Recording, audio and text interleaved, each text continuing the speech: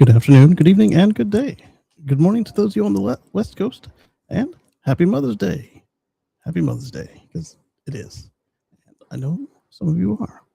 We've had folks already in the chat. Brian over at Futuraza hit us up early, so let's show that one. Smacky, likey, early. All the cool kids are doing it. Timothy, eCard eBooks, says, looking forward to another great program. Thank you. Another topic I'm interested in, the prices of used Teslas have gone up during the gas crisis. Yeah, absolutely. We can take a look at that. The current gas crisis. I take West Coast to mean me, so thank you for that. Yes. Well, I mean, because everyone else is in afternoon or good evening, and so you guys, good morning. Good morning. All right, so I'm going to. I'm sure it's good because you guys are hearing me just fine, but I want to just make sure that we're buttery. So let me go over here, and we're going to do the couple seconds of echoey sample, and then we'll get started. There's not a lot in the notebook for today, but I do have a little bit of show and tell as soon as I verify that this is working.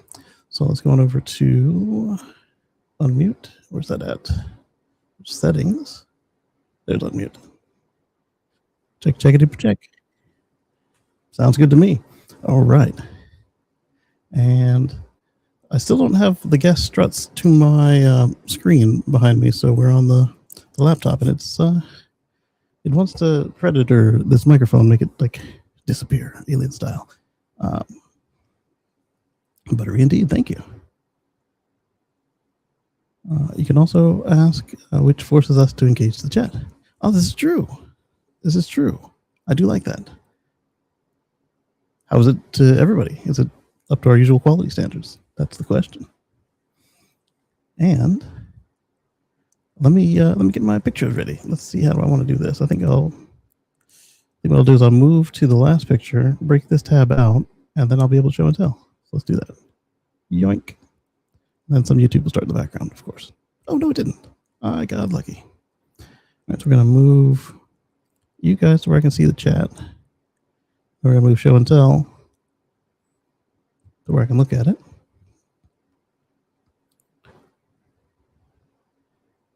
Might as well start here, right? Because now only people who know.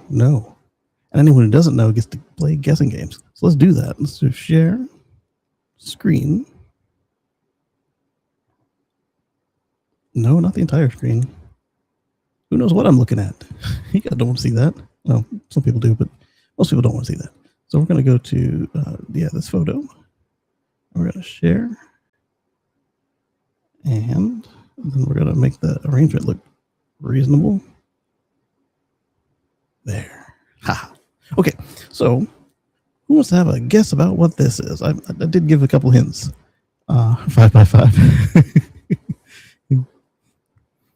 So this arrived via freight, and it weighs, according to the freight label, 578 pounds. It's quite a stout box, isn't it? All right, so with that, hint number 2, we'll share this tab instead. Because it weighs 578 pounds, they included D-rings on this metal box so that you could pick it up. Didn't do me a whole lot of good because I don't have a hoist in the garage. I found a way. Haven't done it yet, but I found a way.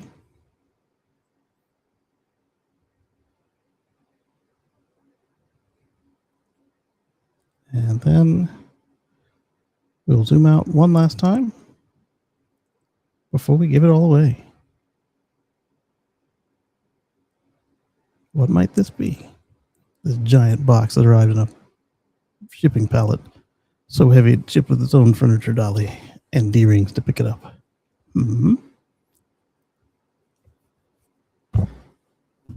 It's given itself a little bit of weight there. It's got, if you know, and then you know for sure. All right, and then while we do that, find where I put my mouse. Because who knows? Okay, there we go. Apparently, I got caught on the screen I'm actually looking at. The screen and the glasses is supposed to be off to the right of all of my screens in front of this camera here that you guys normally look at me through. But the gas springs that I need are special snowflakes, and I sent the order in, copied the numbers off of the old one, gave them to the fab house, and the guy's like, "That's not normal. Are you sure?" I was like, "Yeah, I'm sure. Thank you for checking, though. I do appreciate that. Here's the application. Here's the numbers. Here's the pictures of the numbers, just in case you don't still think I'm cuckoo for Cocoa Puffs." And well, I haven't heard anything back yet, and I haven't seen anything shipping, but we'll see. We'll see. There are protections. Okay, so that's enough time to look at this and speculate what might be this giant box. Let's go to the business end. It's shipped with a lot of paper, which is good because you don't want this box to fall. That would be spicy, and you don't want a spicy box. So this is a 30 kilowatt hour lithium iron phosphate battery. What might I be doing with this? Well, not using it to its full potential, that's for sure. I will be using all the power in and out, but we'll see. We'll see how it goes. So on this building, I've got, as I've said before, I've done a couple of the EcoFlow batteries because they come with inverters, and they had a smart transfer switch at the time. They still do. They have a smarter one now, but they were always proud of their prices. And this, I think the list price is like $3,000 or $4,000, $5,000. I didn't pay that, and it was on sale, so I got even more off of what it was on sale for. And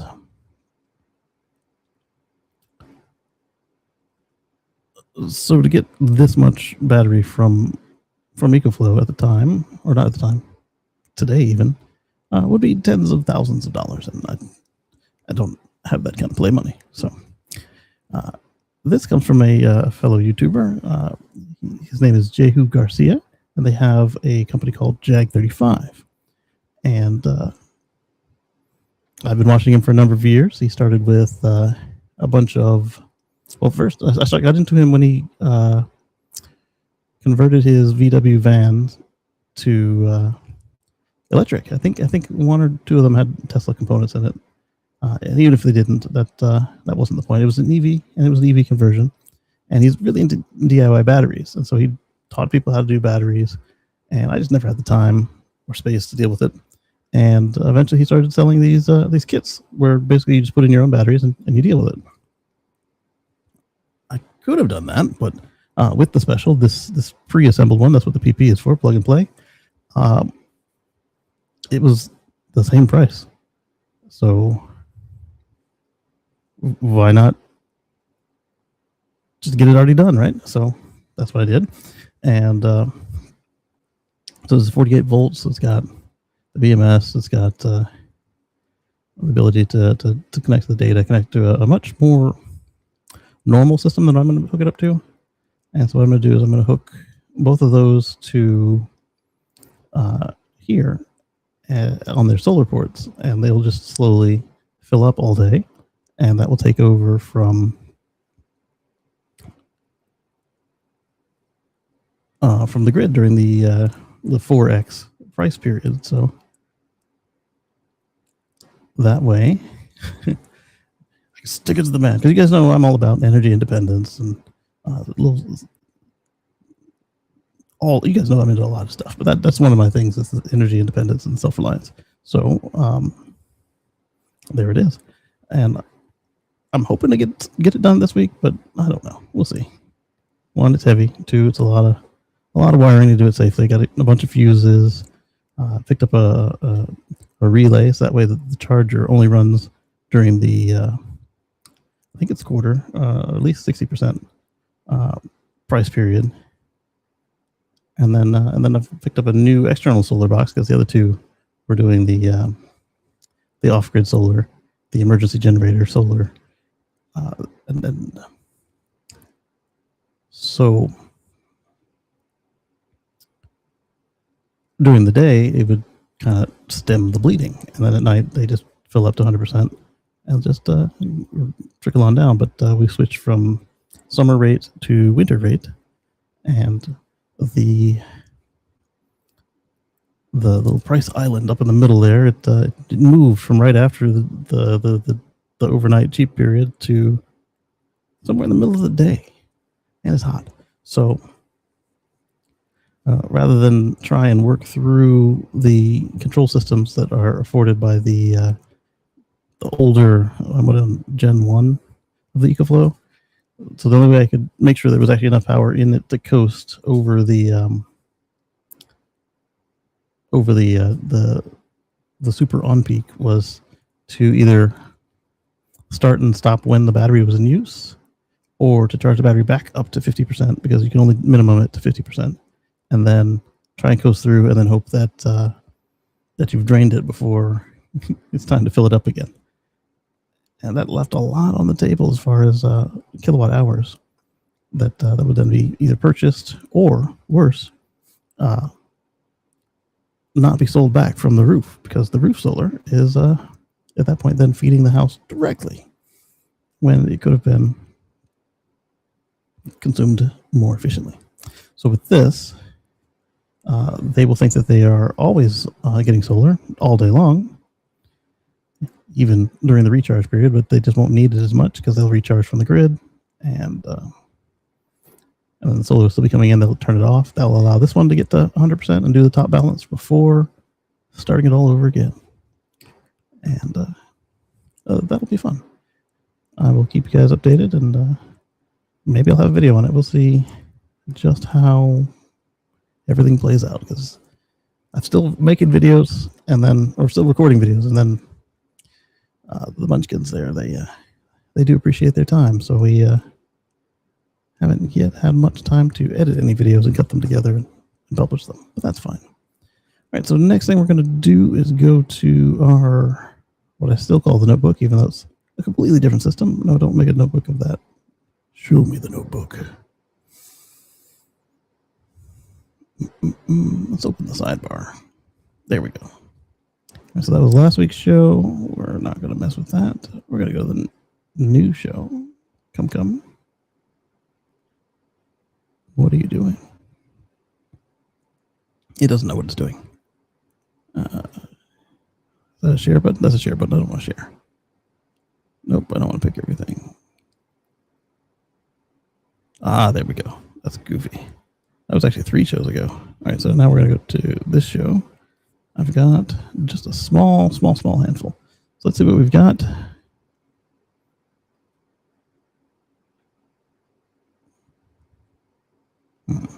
I guess we'll do them in order.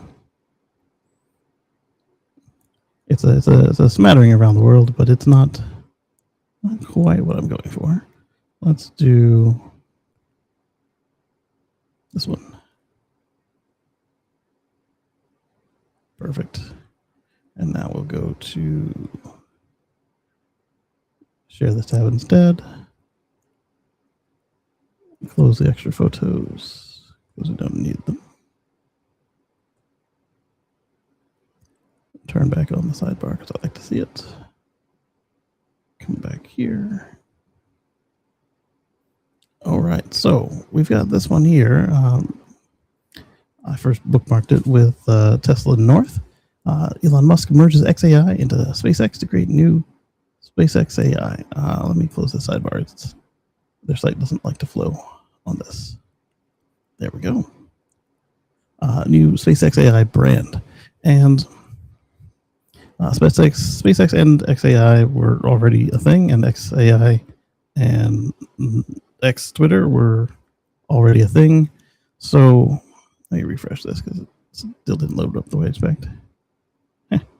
Anyway, so now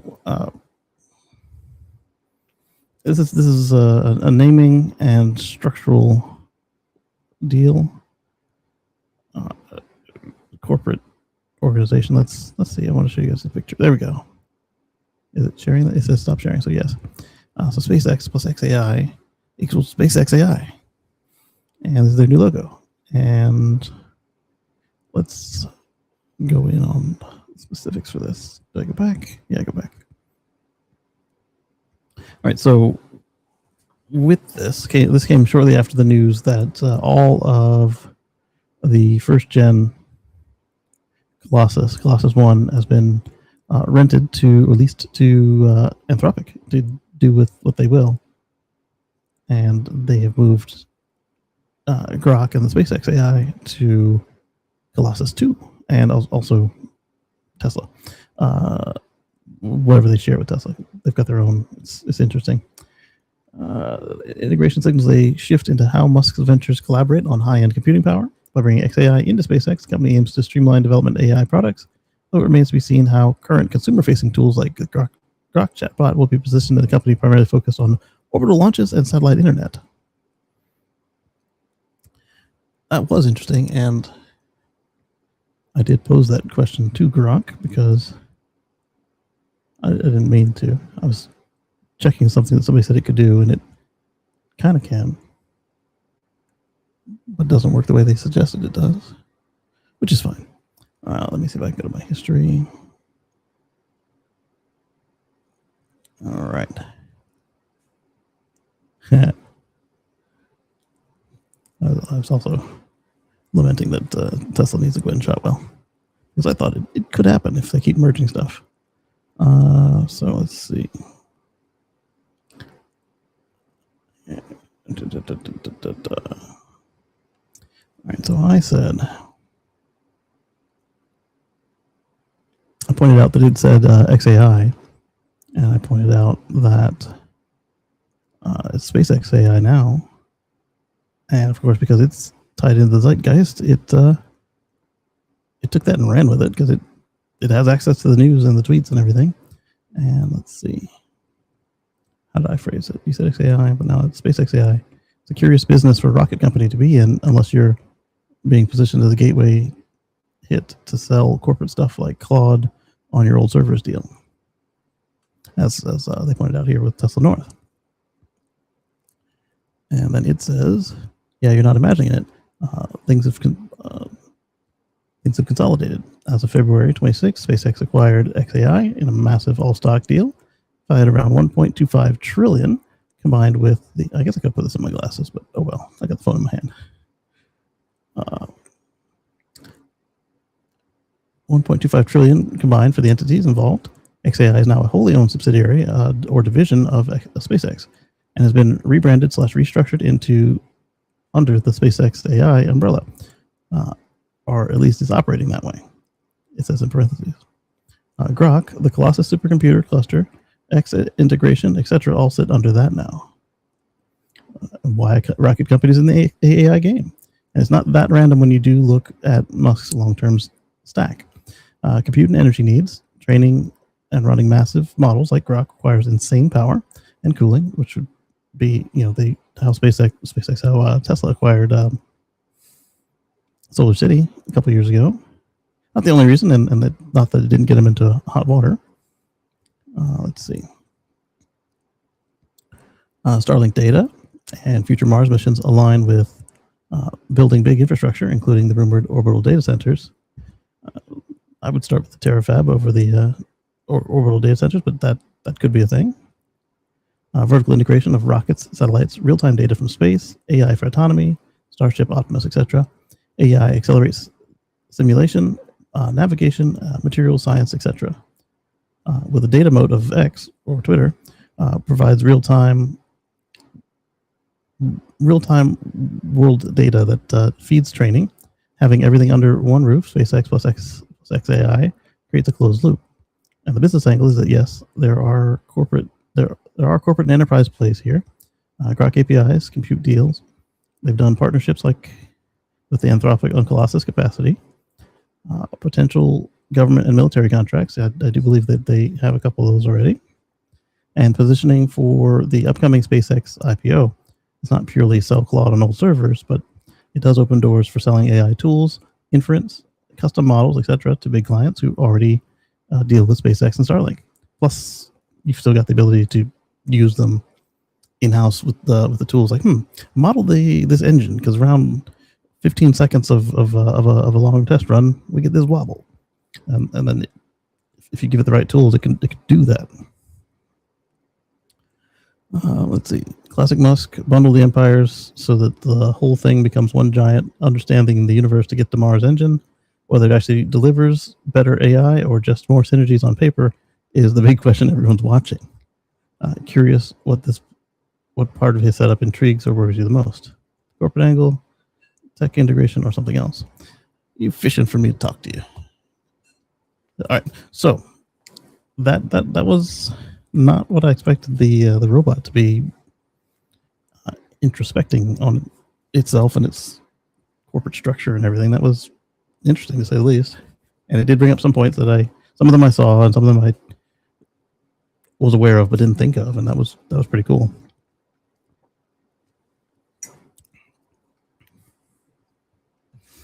But that's not really what we're after.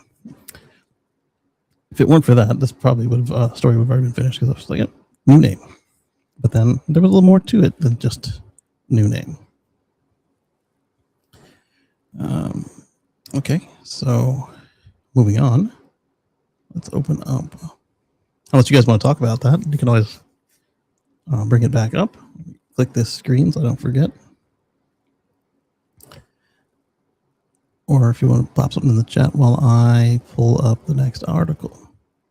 Let's go to the notebook. Open a sidebar. All right, that one's done. And this one was just, you'll see. I'll share this tab instead. Nick Cruz says,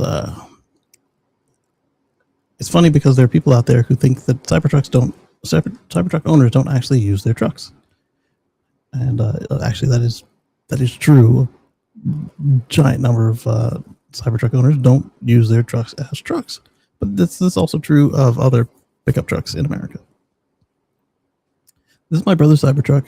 In 1.5 years, he's driven almost 40,000 miles, tows a 30-foot trailer regularly, and he uses the crap out of it. This truck is a beast. So here he is with his trailer. So my trailer would not have dwarfed the Cybertruck as much as it did the Model X. Neato.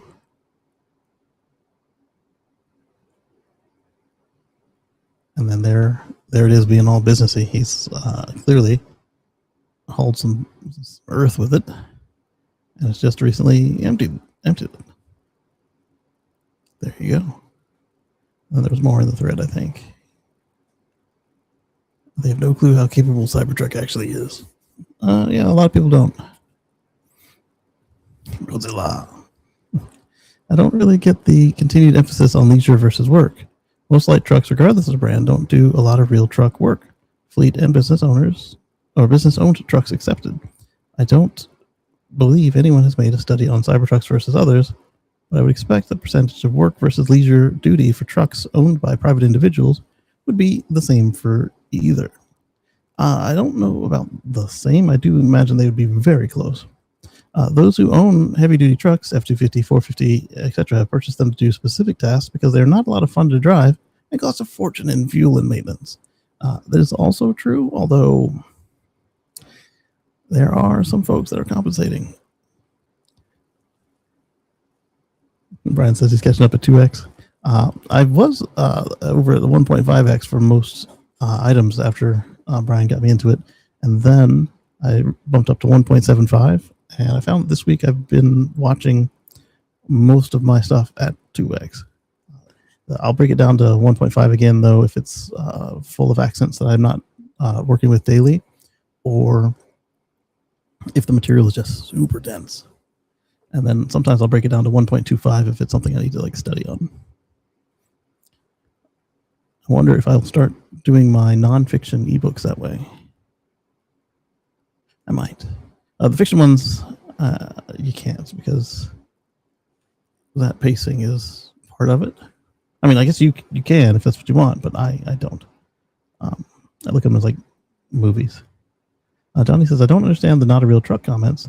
It does everything my F-150 did, but I don't have to worry much about denting it or messing up the paint, and I always have power for my tools without dragging around a generator. And here it is powering who knows what. And then over here it's hauling his I don't want to call it a yard tractor, but I find a lot of people seem to have a yard tractor. He might actually use this for real work. Not that you can't use it for paid work, I should say. There we go. Because if you got the land, you might do a lot of real work with them. And then I would probably be going for. I'd want to do the electric one. I don't know if that is electric, but it looks gas to me.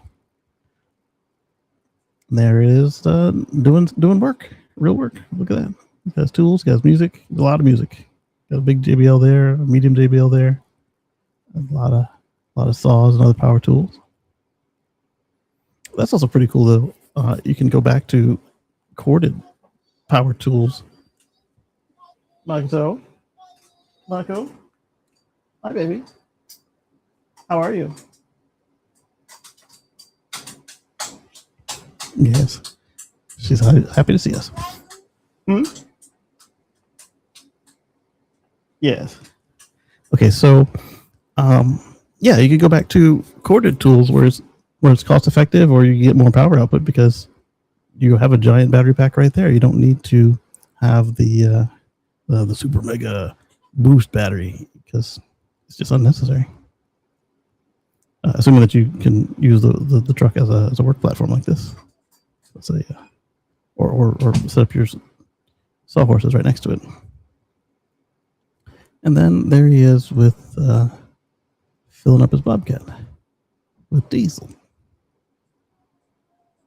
Another one that makes good sense that's electric.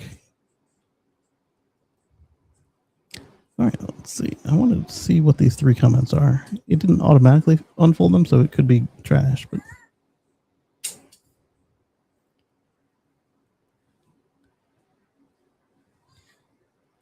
and cost a fortune in maintenance. Bingo. My Ram 2500 is a blessing because it's used to pull our house around from state to state. But if Cybertruck could make a truck that could pull 26,000 pounds with decent range, I'd buy it in a hot second. I'll give you that. It's a 2500 class payload, but not 2500 class towing. It's right in there with the 150s. So, yeah, it makes sense.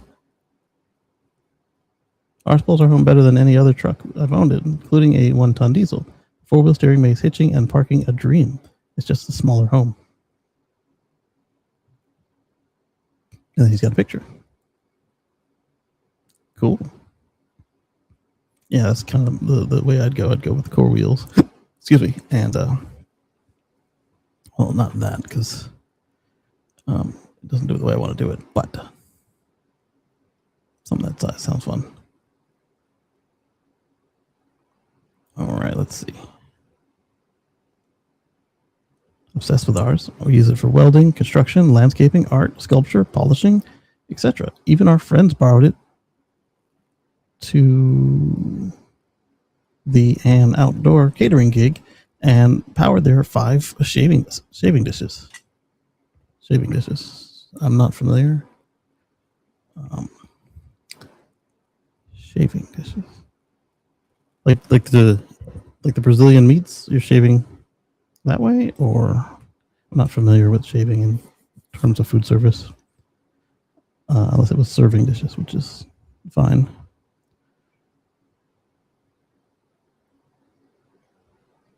Such a shame we can't have it in Switzerland. Well, I'm sure you could if Tesla would take the time to submit it. After the new name of Space 10. See, that's pretty cool, and yeah, they could do that, but they won't.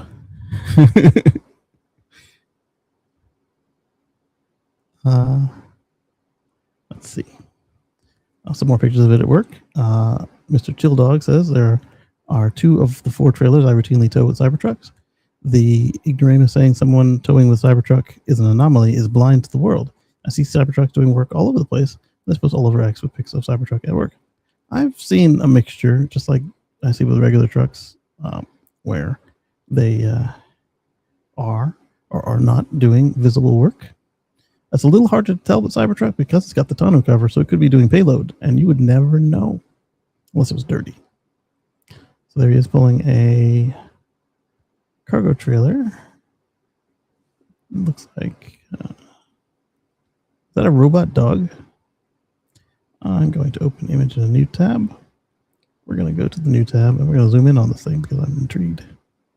Share this tab instead. Zoom it. It's not a robot dog. It's a real dog. A real dog and another real dog and another real dog and a giant cargo crate. There we go. And then he's got his camping chairs, table. Either she's got a hob or a giant laptop. I'm going to go with hob. And what was that, 6x12? Not bad. And let's go back to the thread. Close the image. Then they've got a camper. It's like a dual axle in the 20s of feet.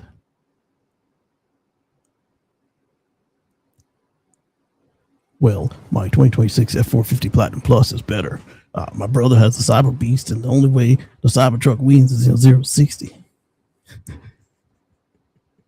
If you're poor and worried about the gas money, then I guess you could say that too. The F450 Platinum Plus is the gold standard for the HD trucks. The Cybertruck has its place, but you'll never touch my F450.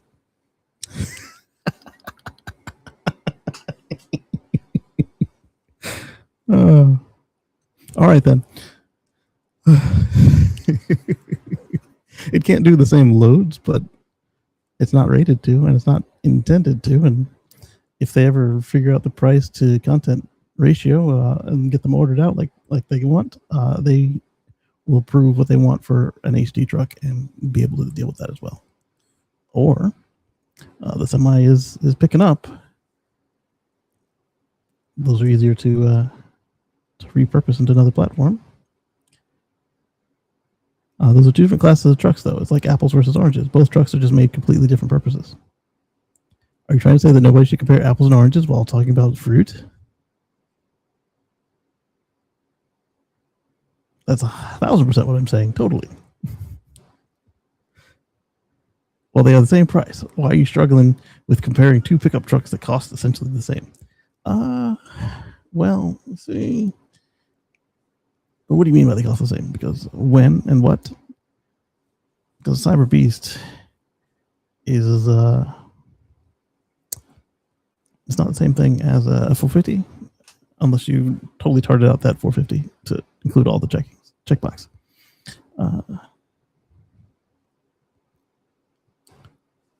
Let's expand this out.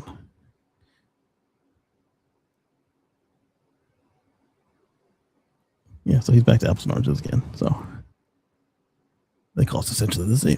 Give me a logical reason why somebody with $100,000 to throw at a truck shouldn't compare the Cyber Beast and the 2026 F450 Platinum. Well, one, the Cybertruck you can use to power your house. When you're there, you can use it as a 2,500 payload truck or 1,500 truck. The F450 truck is an F450 truck. You can use it for F450 payloads, which isn't that much higher than 2,500, I don't believe, if I remember my comparisons to the stocks. And you can use it to tow a whole heck of a lot more because that's its strength.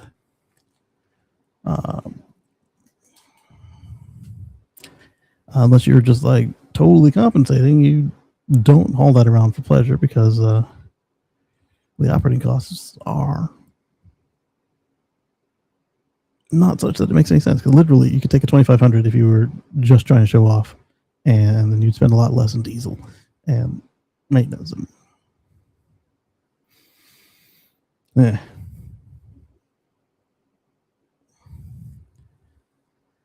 If you say the same dumb thing that everybody else is saying, bro, it's not an e-truck. It's 1 ton heavier. I guess he meant HD truck. It's 1 ton heavier. You prove that you don't make decisions based on value per dollar spent. And then a slur. For so many reasons. I'll give you one, like, let me know if you want more. First, price has nothing to do with it in this case. Reason being, if you're purchasing the trucks for both the same and different reasons, with both trucks, you will be able to get lumber, haul lawn tools, throw kid gear in the back, and you'll get a Tesla for the technology with the integration, with the infrastructure. And I hope that, and the hope that it'll drive itself without a person.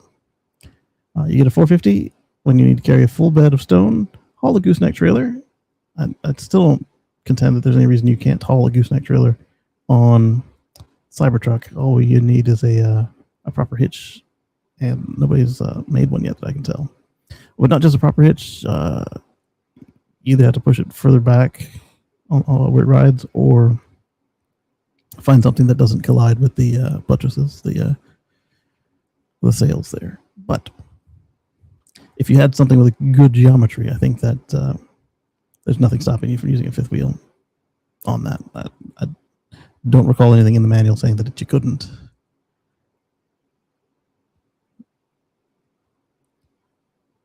When I turn my head, it erased my mic. Very aggressive green screen. Well, this is a no screen. It's just the Mac. So my screen will be back eventually. We'll see. Hopefully the struts just get manufactured on Monday and then shipped by Friday. We'll see. Or maybe you'll have more questions. I had to block a YouTube commenter saying that the semi can haul only 6 tons, 200 miles twice. What a weird assertion. He was thoroughly corrected and came back to post it again. That's a no-go around these parts. Yeah. I mean, like, if you've had the conversation and then like have had no like integration of the conversation at all. I mean, you can still be way off in left field, but if you've changed nothing about the approach and like just repeat it, that's goofy. Space 10 isn't how you pronounce SpaceX. I like it, Space 10. Space Times. With their or his interaction with the media, I don't know, the Space Times would be fun. But Space Time, yeah, so interesting. Space variable. Yes. Completely different trucks cost the same because they happen to have similar build budgets. As for the last sentence you posted, I don't understand the need for insults. I was just trying to provide another perspective, but not trying to attack you. I'll give you that. Cybertruck is competitor to the 1500 and 150 trucks, not the HD lines. Is that the same guy who said the stuff? Yep. It's just not a good comparison. F2026 Platinum Cyber Beast costs roughly the same. Comparing the two trucks based on their value per dollar seems like a reasonable thing to do. Well, what do you value? These things are both Swiss Army knives, and they don't just do one thing. Maybe if you compared it to other electric trucks, then you might have more people going with brand of choice for you. Because, for example, the old F-150 Lightning, which is gone now, it had power export and was a 1500 class truck. Then you had the Hummer. I think it's a 1500 class truck, but it's not really a truck. It's a pavement princess that can go off-road. And then you've got the other GMC, the Sierra, the Silverado, all them. They are 1500 class trucks as well. And they tow a little bit more sometimes, depending on the trim. And so those would all be apples to apples comparisons that where their bundle of tricks overlap a lot more than the 450 Platinum Plus, as the guy kept saying. Financially, in that case, it's a good comparison, but the F-150 Platinum costs about what the Cybertruck does. So you can You can lose 300 Fs and still pay the same, but be more comfortable, I assume, because the F-150, last I sat in one of those versus the higher trim number things, the F-Series trucks, they got very more truckish because as you get pushing up to the F-550, where it's just basically a box truck, they don't put a lot into driver comfort. It's like, hey, corporate provided this truck, you will drive it. What do you want, leather seats? Nah. You want navigation? Nah. You want good air conditioning? We can do that. F1. Oh my goodness. I think we're done with this guy. He said that that the truck says something about your relations, which is weird. I'm thinking at 250s, 350s, they still have 8-foot bed options and crew cabs and a wonderful 7.3 liter without a bunch of emissions BS. Well, I for one like the emissions BS because I like to be able to breathe and not smell your truck. I just got a stage 3 delete kit on my F450. Hello, EPA. Whenever you get some people back. Gotta get going. Wish me luck and adventure. Indeed. Uh-oh. We just had a fan dip below a minimum and the server kicked up. But yes, good luck on your show, and we will see you when you return, if we're still on. I think we might be, but not a lot on the notebook today. Comparison is a thief of joy. Yeah, get what you need and what you like and deal with it. That's for you, bro. I don't compare myself to anyone. You really, you spend a whole thread doing it. Comparing products to find the best product is something that every rational person should do, yes, with what they value.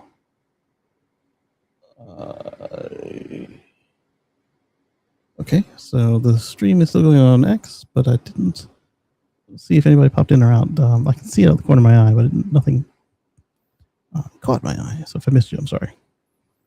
Let's see. Especially when paying $139,000 in cash for 2026 450 Platinum Plus, after and including tax, including aftermarket wheels and tires, etc. So remember I said compensating? This guy. I think he's compensating for something.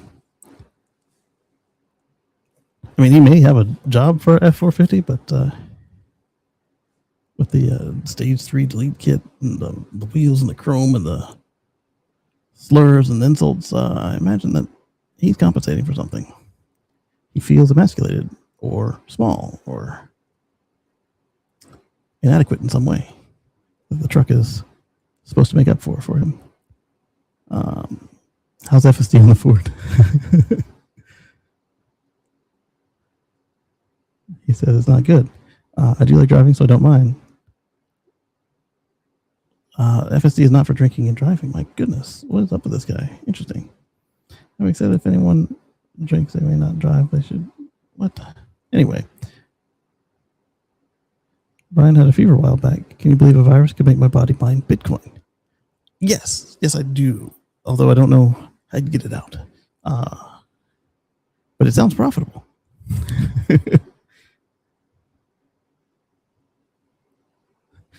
All right, catch you later, Brian. See you soon. All right, so let's see what we got here. Oh, dude. Okay, to compare to okay, he's repeating himself there. So we're going to look at a couple more pictures, and then, like I said, we'll go on to the next couple items. And the vast majority of people never use their gas trucks beyond picking up something at IKEA. I personally keep a 24-year-old truck around, and for the 10 times a year I need a truck. And I drive a Model Y the rest of the time. See, this is smart. If you do need it for work, but you don't need it every day, and you've got the space, and if you're one of those places that taxes you on it every year, insurance, maintenance, all that, that is a smart move. Or you can rent one if you use it even less than he does, or you can buy used where somebody else has already done a lot of that depreciation for you. I like the no-bows, the no boundaries trailers. All right. Pallet, 28 cases of beer dropped directly in the bed. Barely felt the weight driving. So it was high enough that you had to have the tonneau open. So that one you'd be able to tell it was being used for payload. I know, right? We had somebody at 70 miles per hour pull up next to us and was yelling at us. We thought he was a crazy lib, but they ask a very question, is that a real truck? Cool story, bro. The other guy says it's not. People say it's a show car, never carried anything heavier than their own opinion. Your brother's bed tells the whole story without saying a word. A lot of ignorance about Cybertruck. There's that. Looks good on Arrow on the trailer. How's his range towing? The range towing, I'm going to tell you, is not great. From experience. Probably better than what I got, though, because one, it's got a bigger battery. Two, it's closer in size for blocking the wind on that thing. Ditto. That's about the size my trailer was. Compare the sound of this Mercedes fire rescue truck horn to the Cybertruck. I've always said that, so let's do that. Or at least the new one, anyway. So it's here.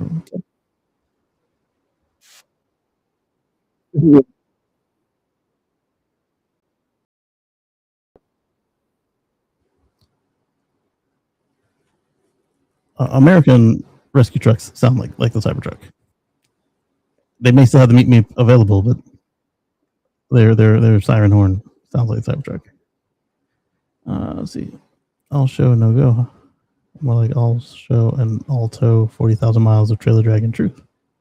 Interesting. There we go. Here's one kitted out in work format. A topper and a ladder rack and some ladders and some paint buckets and a collapsible ladder. Let's let trucks be trucks. What is this? A tonneau cover on a regular truck? Collecting leaves? That's what it looks like to me.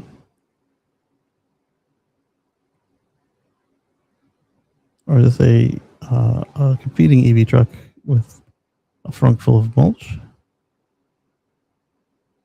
Oh, I see what this is. This is the under trunk of the Cybertruck. And it's collected a bunch of mulch for some reason.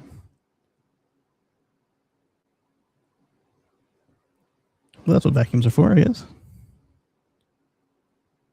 There you go. Okay. Now I'm tracking. Starting the way it did, it didn't. It's like what do we? But it's got the smuggler's cove there. They had a bag in there, and then they had to get the mulch out of it. It's funny, the same amount of people who own ice trucks don't use them for trucks. Brother-in-law has a Cybertruck headed to the lake. He bought a boat in tow.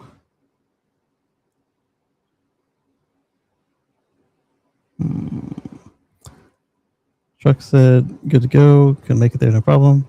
Not even halfway there, I get a call. Had to dump my camper and go back to get the boat and still have the gas to make it home with the camper when done. Sounds like your brother is a speedster and trust the gasometer while towing. Never do that. How far? I'm considering the Cybertruck, but I have a decent sized boat. 1500 already grunts pretty hard. Well, the Cybertruck probably won't grunt pretty hard, but it will. You will feel it on the range calculations. Like 96 miles from home. Range was about 300 miles leaving home. But with the boat, it dropped down from 150 range and added. Wind continued to decrease the range as he went until he cried, Uncle, boat's a 24-foot wakeboard.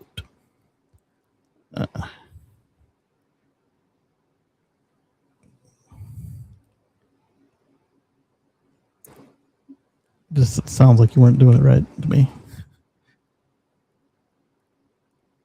I don't travel 150 miles with a boat. It might work.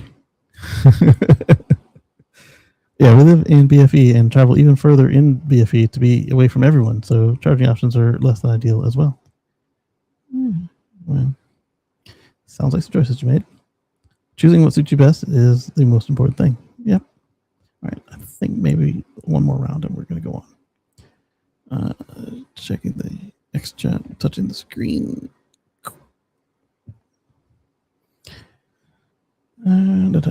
Nick, do you know how heavy the trailer is and what it does to his range? That's a good question.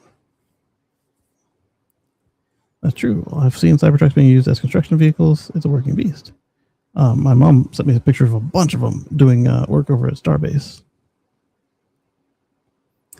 Your brother's an anomaly. I don't think I've ever seen a Cybertruck pull a trailer in real life. I've seen them pulling trailers. I haven't seen a lot of dirty ones in real life. Like working dirty. I've seen ones that haven't been washed. But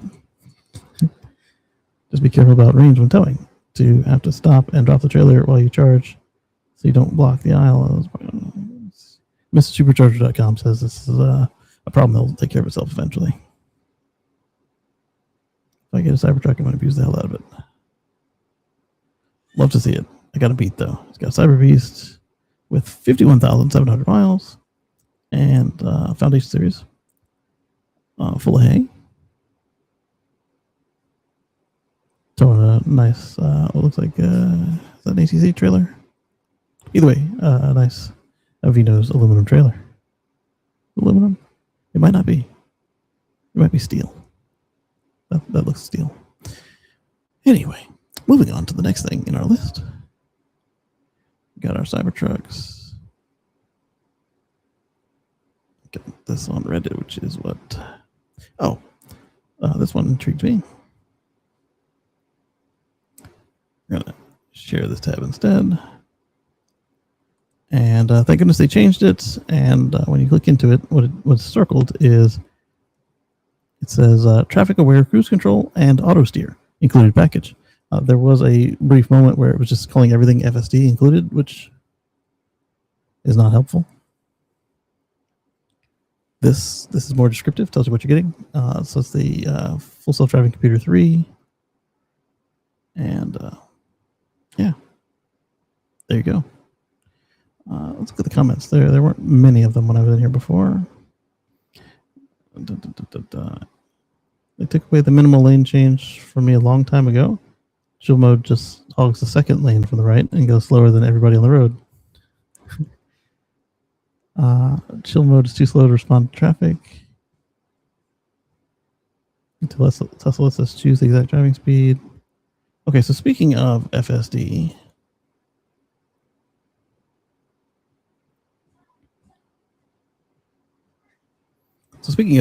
and Hardware 3, my car started doing this thing. I put a ticket in on it. Let me get out the phone again and we'll read it again. Tesla. We'll go to. It's waffling right now because I've freaked it out. And they're like, requested and review. And schedule an appointment now. And I've already scheduled an appointment. I told them I didn't want it in the same breath that I scheduled it in. And they were closed. So I don't know why it's as confused. Just a heads up, your service appointment isn't scheduled yet. Pick a time and date that your schedule will take, and we'll take care of this. Tesla service is closed right now.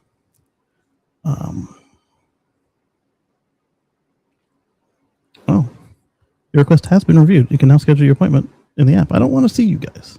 You come to me if anything, because my car has a software bug in the last update.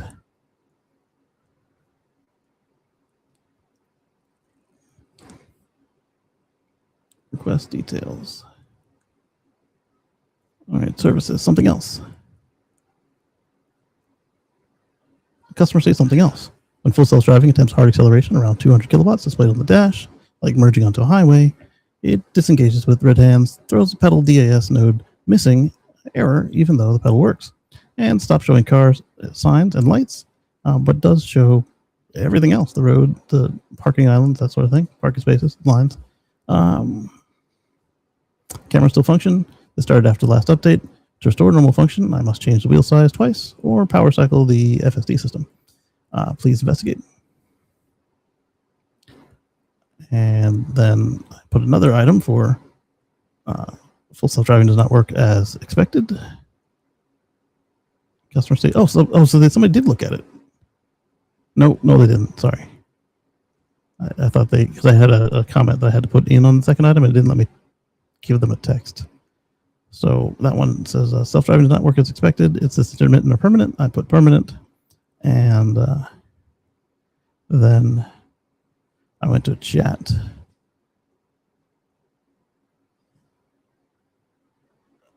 Do I gotta be on the ticket? I don't like that there's 3 levels of chat. That's stupid. Service update. Scheduling your visit. I don't want to schedule a visit. I want you guys to look at the software and then decide from there.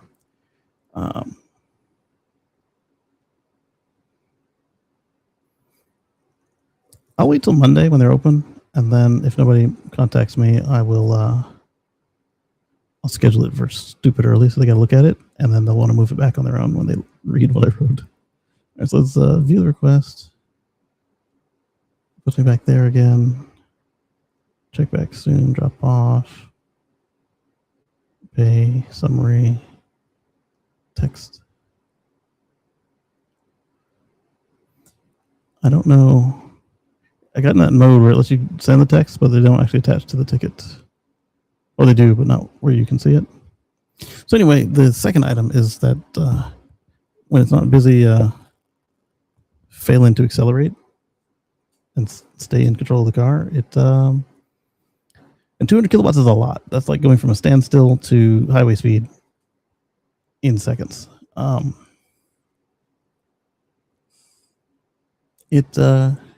When it wants to make a left turn on, or right turn even, when it wants to make a turn onto some roads, it consistently wants to ride the fog line or the median, including when I'm driving in the swamps, where it wants to ride the fog line with the rumble strip. It rumble strips for about good 2-3 seconds before it decides, I should probably straighten out of the lane. And since it didn't get any better, and since I didn't officially have a software update for FSD, obviously, since it started immediately with the software update, then it's something they did. And other people have had similar issues. But again, I did all this after they were closed on Friday, so it'll be tomorrow at the earliest before we know anything. Unless one of you guys has already got an answer from them on this. All right, so the next thing we've got, let's leave Tesla alone for a little bit. Let's go to Honda. Should we go to Honda? We're going to Honda, but Honda might not like it. All right, so Sawyer says Honda is reportedly delaying the next 5 next generation models for multiple years because it lost so much money on EVs. It claims $15.7 billion.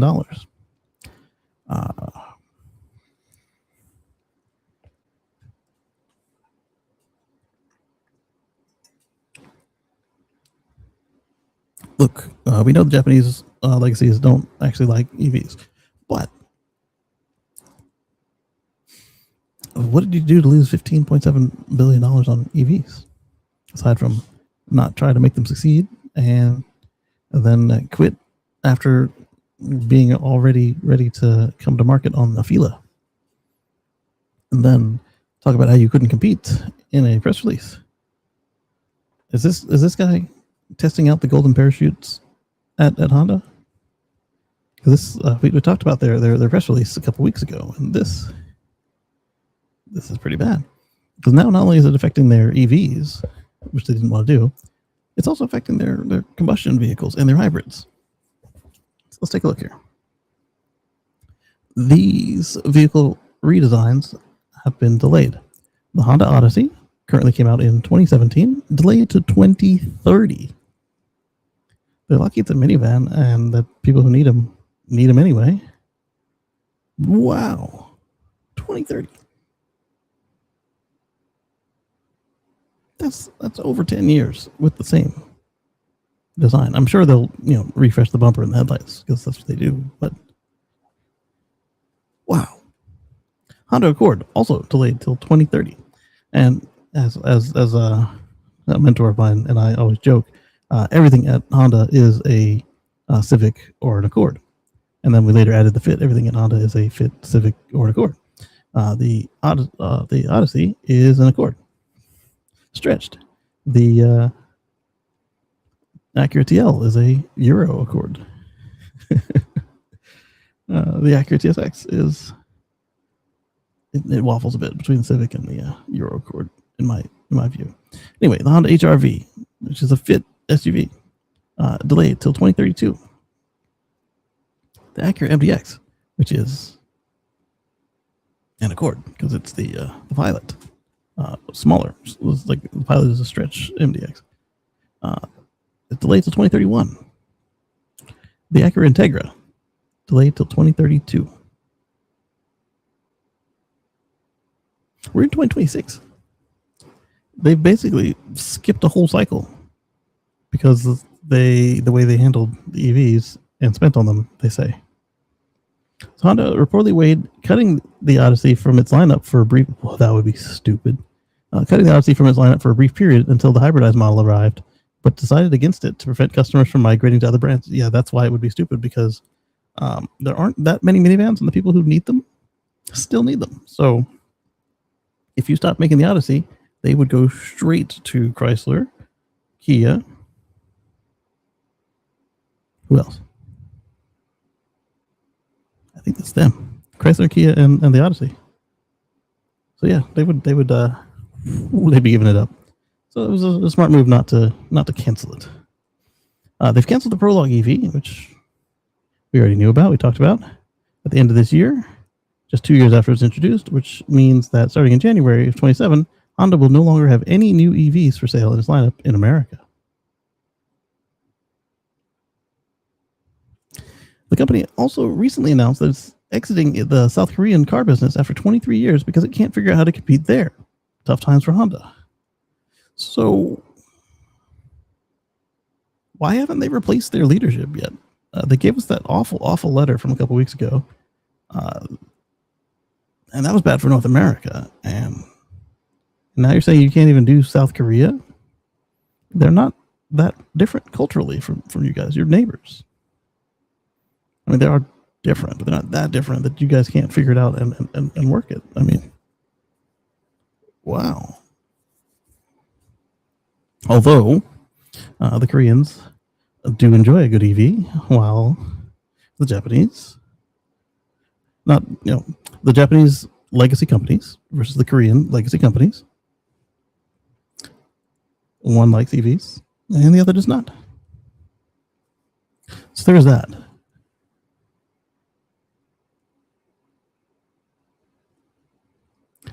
And then he went to Car and Driver, is where he got it from. So let's we'll go there as well and view the source. Brian says, I don't think Honda will survive 10 years unless they change the strategy. Yes. You led that matters, Mary. And it's probable spam. We'll skip it. They better be fully level 4 capable or they're dead on arrival. Yeah, if they wait till 2030, then yeah, they got a lot to do if they're going to take till 2030 to make a new car. Honda, the decay of a giant. X article. Josh, cooked. All right, we'll look at that. Did it load? Okay, it did load. Death spiral. They can't keep up with Tesla, not even BYD. I think the American automakers are cooked. They've lost precious time in flip-flopping between what they think American consumers want and what they actually want in the future. Toyota is the only one that made the right plays and hedged all their moves. I'll give you that, but that last line is wrong. Toyota fought this left, right, center.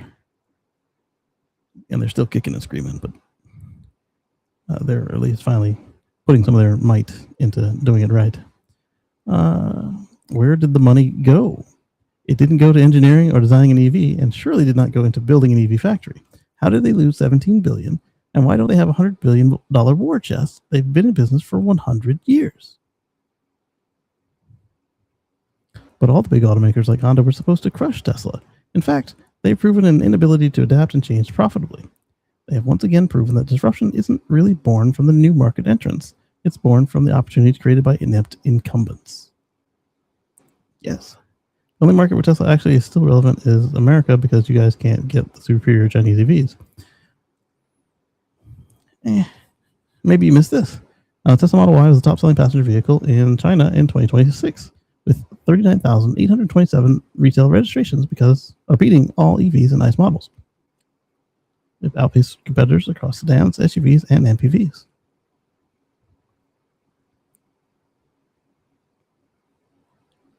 Maybe they should go retro and see why they lost money on EVs. Do a retro and see why they lost money on EVs. Yeah, they probably should. I don't know what a retro is, but yes, they should do that. Unless he means go do nostalgia cars, which they've tried that multiple times in my lifetime and it never works out. It will not be able to compete. Honda had an amazing opportunity and loyal customers, and they blew it. Yeah, I mean, look where I started. I was a Honda person. I sold Hondas. Loved them.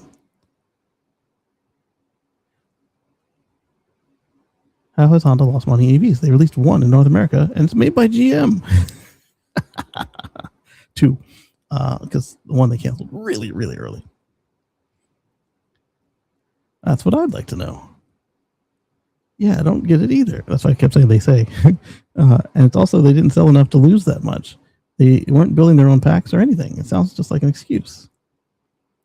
Because they blew a bunch of money on developing EVs for future release and then realized they were going to lose more money if they released them. That's likely. Versus slowly being marginalized out of every market as on Earth as electric vehicle sales continue to gain momentum. Do you think you're electric on this? Or expert on this? Yeah, so. I think he might do a better job than the current team did. He said yes. GM was involved for starters. But GM has been kind of pretty steady at EVs throughout all of this.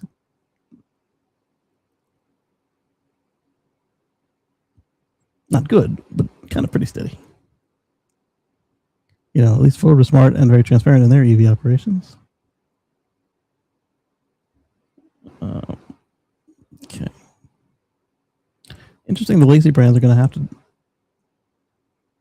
to have real challenges with modernization. Honda is known for engines. Subaru is known for all-wheel drive. Porsche for rear and mid-engine configurations, which means nothing with EVs. Software and full self-driving are weaknesses for these brands. Although, you would think that Subaru could take their head start in all-wheel drive and use that on EVs. It doesn't automatically translate, but some of the control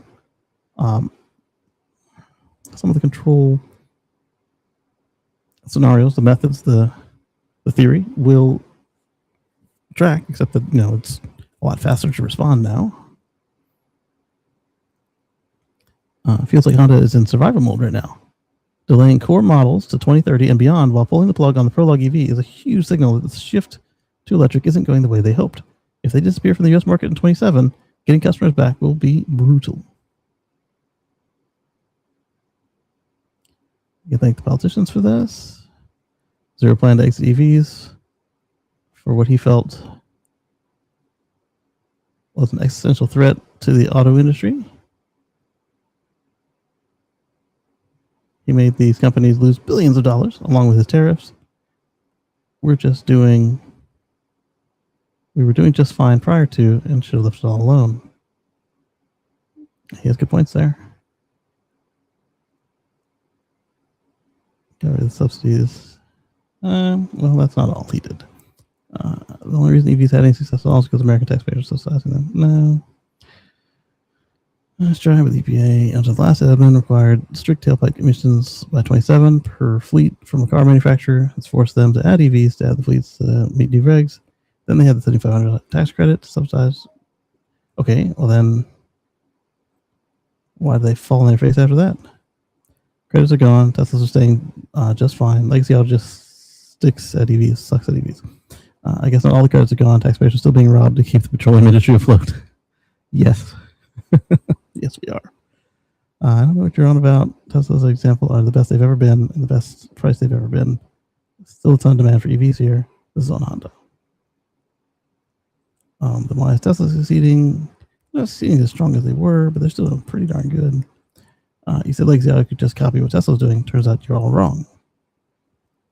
I hope you can blame the Honda board because they're inept leaders with no vision and have their heads up their butts. Nope, just a bad brand. So hard to believe we're going from 5 full-year refresh cycles to 10 to 13. Very sad. I was a Honda stan before I bought my first Tesla. But you see, look at what we did with the Model S. It didn't have any major flashy refreshes. It just was the same car for 12 years. 14? 12 or 14 years. But it did have significant changes. And as Jason pointed out, completely different car at the end. And, well, they last longer, the EVs. So maybe just adjust your company so it can deal with longer cycles with everything. Hondas are terrible, and as a perfect example, legacy business stuck in 95. No innovation, no excitement, just mediocre products, too bad. Unfortunately, Japanese brands are already getting hammered by Chinese brands and will only get worse. TCO as EVs drops further, given the lack of investment in EV tech and infrastructure, battery supply will become an existential threat to these brands. Yep. Which is interesting because batteries used to be Japan's thing. Yes, in fact, without Japan, we wouldn't have the lithium-ion battery that we have today. China only makes EVs and they don't sell as many ICE vehicles, so China isn't going to take over anything.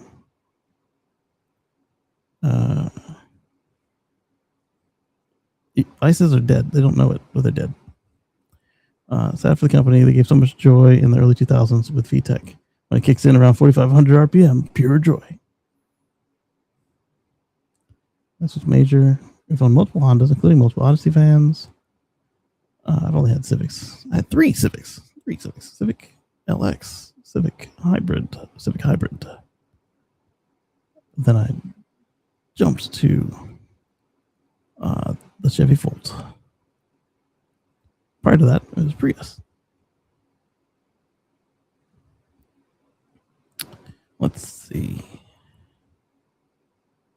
Multiple Odyssey, the vans have been great. However, the replacement for the one that will be a Model Y L, having owned a Model Y since September of 25, and now a Cybertruck since last month, I wouldn't go back. Honda is quickly losing their competitive edge and losing long-time customers. Insane at this point. It's just a matter of how much brand loyalty they've built and how long they can hold on to it.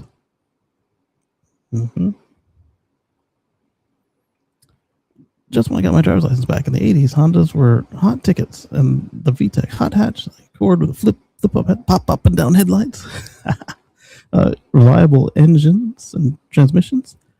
They ditched their well-established technology and went instead into EV, which is just a fad of the pandemic, and not to mention they also retained someone who kept designing ugly cars. Ditch the useless exterior line, fire whoever heads the styling, and keep them making ICE cars. I don't think that following you would keep them in business. EVs aren't a fad, and they don't have anything to do with the pandemic. But we can safely say that a company just produces crap EVs, they'll lose a lot of money. Yeah. Because again, I was driving my fourth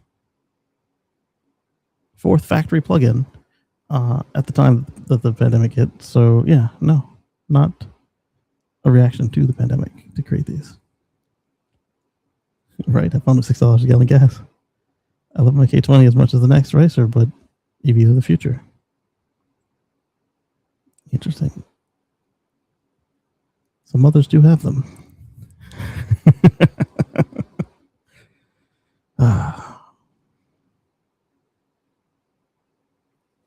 Rest in peace, farmer. Rest in peace. And happy Mother's Day to Kim. All these legacy automakers need to do is to do themselves a favor, drive a Tesla for 2 months to understand what the competition actually looks like. Yeah, just like Jim was driving that Chinese car. Jim Farley was driving the Chinese car for a couple months and said how good it was. So you got to dog food, yes, but also drive the competition. See what you're missing. Their smartest path forward is to structure a deal with Tesla to gain access to FSD. How would we know if they're updated? They all look the same. Why do they still make these? They've definitely changed. This one is a lot smaller than that one. I'm pointing at the HRV, CHR. I don't even know.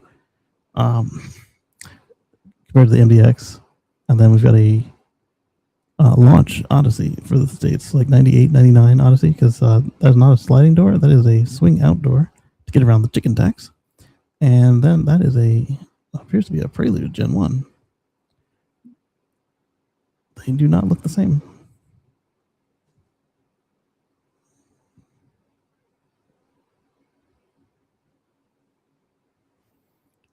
So hilarious that Tesla's making money selling EVs to this day, and all the companies and CEOs that claim Tesla would fail are wrong, or were wrong. Not only that, but they tried to make their own poopy versions of EVs, and nobody wanted them, so they lost money in doing so. So which is it? Nobody wants EVs, or legacy automakers make poopy cars? Tesla will be the gold standard, and then Tesla will kill legacy manual driving because they already will be the gold standard. It's so obvious. I love this company so much for my own good, gosh, but thank God I do, because I hated it. Most are forcefully doing so, would have never seen the future so clearly. Dude, Honda is screwed. You can't keep selling outdated cars that long. Everyone will abandon you. Unless you can bring the price down. Like if you've already amortized everything and you're now making money just making new copies and doing maintenance, then okay, but you have to drop the price if your competitors are keeping up and you're not. Honda suffers from the same issues as Toyota. They wait so long for technology to be proven, other manufacturers are moving in on the production version 3 before their prototype they first designed. They may have launched it for the last 100 years, but the thread of 2, or he gave up. The days of incremental engine design are over. Massive compute allows us to make leaps and bounds into vehicle electrification, self-driving, and safety, all while the Japanese, whom I love, are still trying to make your iPhone connect. Honda, Toyota, please call me. Who is he? I mean, try something different. You get something different than what they've got. Own 5 Honda and still have 2, but would never buy another due to their terrible customer service. No wonder Toyota took over their market share. As a former Honda fan who has owned half a dozen new Hondas over the years, it's sad to see them fade away. They couldn't just keep up with the times and the new technology. CEO also said they had no chance against China cars. His thinking is outdated and needs to be replaced immediately. Yeah, this is what I was just saying about after that memo, he should have been fired right away. I mean, yeah, maybe find time to find somebody else, but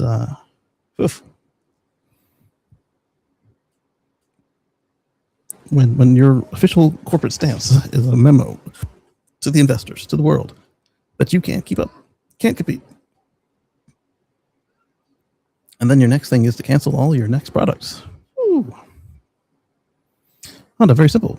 Build the 90s and early 2000 cars again, and intake side, VTEC, and all. Be back in top in no time. Might do better than what they're doing,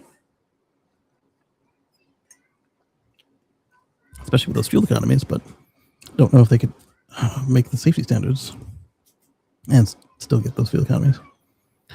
Mom bought one of the first Accords imported during the 70s oil crisis. We had to wait a year for delivery, similar to delays during COVID. Get back to the basic, fun to drive, affordable cars with exotic RPM engines.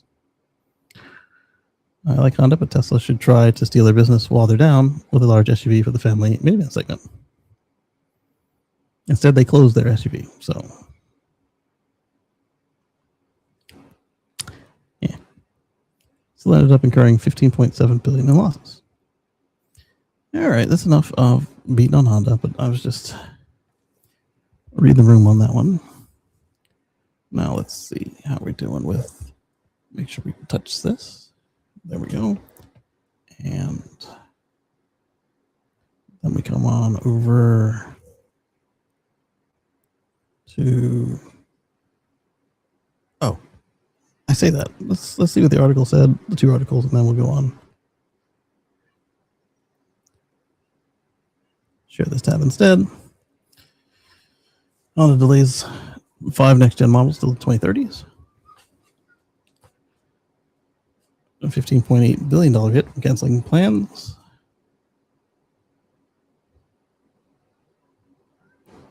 So we can just get to the summary part because we already know the details of it.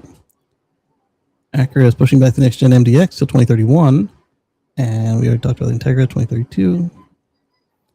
Earlier this year, they canceled plans for 3 EVs that were supposed to be in production: the 0 Series SUV, the 0 Series Saloon, and the Acura RSX. They're spending years retooling the Ohio factories. Okay, so they did spend some real money. They retooled the Ohio factory. That's real money. And it cost the company $15.8 billion. But the reversal is having even more. Have you already? Oh my goodness! So they were doing the right thing. Felt the political pressure come off for up to 4 more years, and decided they were going to retrench and not compete. And now, whether there is a regulatory pressure or not, there is competition in the EVs that they were set up to be able to build and now cannot because they just scrapped it all.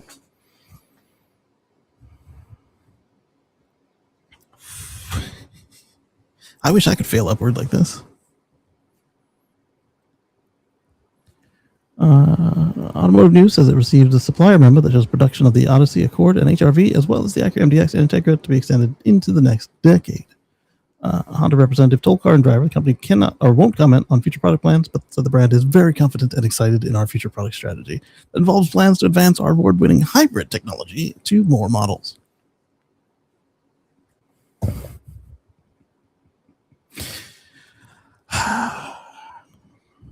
And is this the full hybrid or the inside style pancake hybrid? I haven't even kept track because it's a non-plug-in hybrid, so what do I care?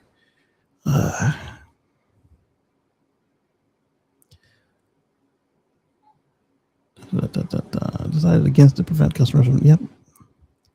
The Accord's the third best-selling model, entered the 11th generation in 2023. So 23 to 30.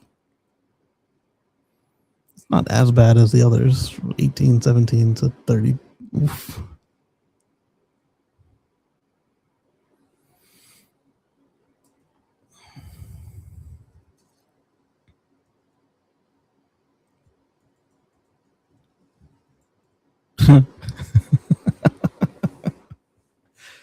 That's 13 years of the Odyssey. So somebody could have been born to ride in a 17 Odyssey, reached the age of 13 years old before there's a chance at mom and dad getting a new one if they only buy when there's something different out there to buy if they rebuy the car. Interesting.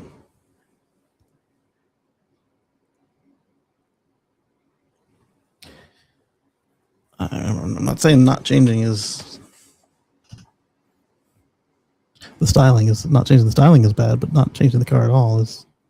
Even Tesla changed the internals of the car, even though they look the same on the outside forever. The S and the X anyway. The 3 and the Y have changed a good little bit since they were introduced. My dude, just check the temperatures. Don't worry about the fan speed unless it stays down for a good little bit. If it just dips, you're fine. Take a chill pill. My small server really doesn't like it when the RPMs of the fans I have in there get a little soft and wash it. But oh well. Let's see.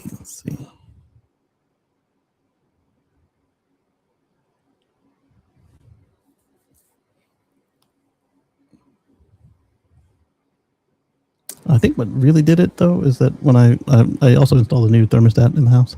Now the temperatures are getting a little higher. The fan speeds are creeping up, but then when the air kicks in, they go back down to where it was at the near idle, but it doesn't like that threshold transition. So it trips. The fans are slow.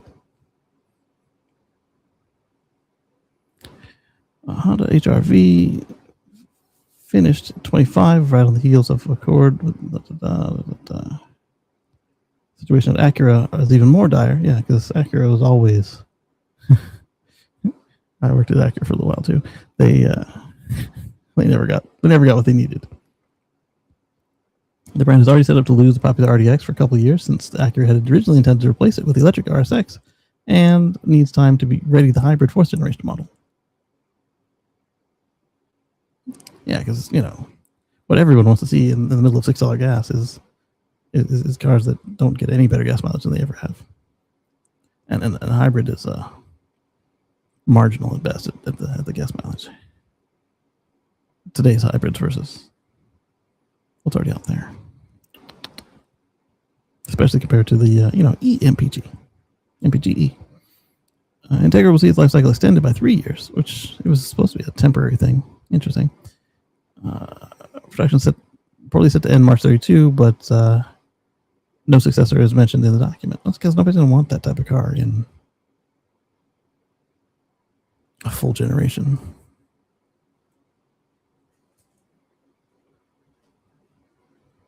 Yeah, in 6 years, they'll be done with that car. I mean, there will be people who want the one that's out there now as a used car to, soup up, but nobody will want a new one in 6 years. No. Not nobody, but not nobody enough that they won't be able to make a business on it.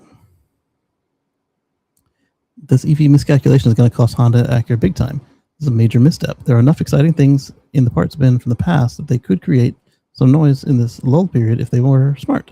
For example, and this is on a motorhead site. So, but yes, even if you are going to stick with ICE, you could have done something with it than just hang your head and tuck your tail. For example, the 2.0 turbo 3.5 V6 back in the Accord, even a K24 should be considered.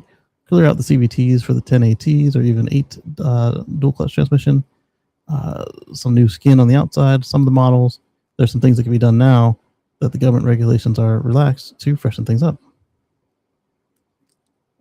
Their big miscalculation was going on their own after they already had an agreement with GM. Yes. It would have saved them a lot more money than they had wasted if they would have expanded their agreement into a more co-developer role for the next gen Ultium batteries and such. Much cheaper to work on an update, even if it is a major update, than to build from scratch. Besides, unless someone is a car magazine reader, most people did not know they were GM products underneath. Correct. GM's connection was not the reason for the Prologue, and ZDX did not generate buzz. Yeah, I mean, when they first came out, they outsold the GM version. So they could have kept going and decided pridefully that they would do it themselves. And then sucked at it. Couldn't agree more. The 1.5 liters is a joke in the Accord. Bring back some decent power, please. Sorry, but the EV miscalculation is not unique to Honda. Toyota avoided EVs too, and they're still not backing down. They're going to go from having one EV to having more than most automakers by next year, yet somehow they're being lauded as the smart ones who didn't rush into EVs. Doesn't really make sense. Yeah, like if they hadn't done that, or if they had done it smarter, they would be in a better place as well. And Tesla would not have the power that it does. Honda didn't avoid EVs. They partnered with GM, ended that partnership, and then blew a ton of money on EVs and never released any products. Yeah, that is different. Toyota just played it slow. Well, no, Toyota did more than play it slow. They did everything they could to stop change. Wait for the market to mature a bit. They didn't scramble, join the market like everyone else did. They partnered with Subaru, GM, Hyundai, and Kia. Did get in early, but they stayed committed. And now these 5 are the best EV lineups for the mainstream brands. Honda and Ford kept changing their plans and wasted a ton of money. Yep. While their current products aged with no replacements in sight. Stellantis is doing Stellantis things. Yeah, they're the only ones doing worse than anybody else in this right now. Uh-oh, come back to me. Yeah, don't turn off the screen. Costing everyone one more reply. It isn't unique, but to completely ignore your core products and not assume some level of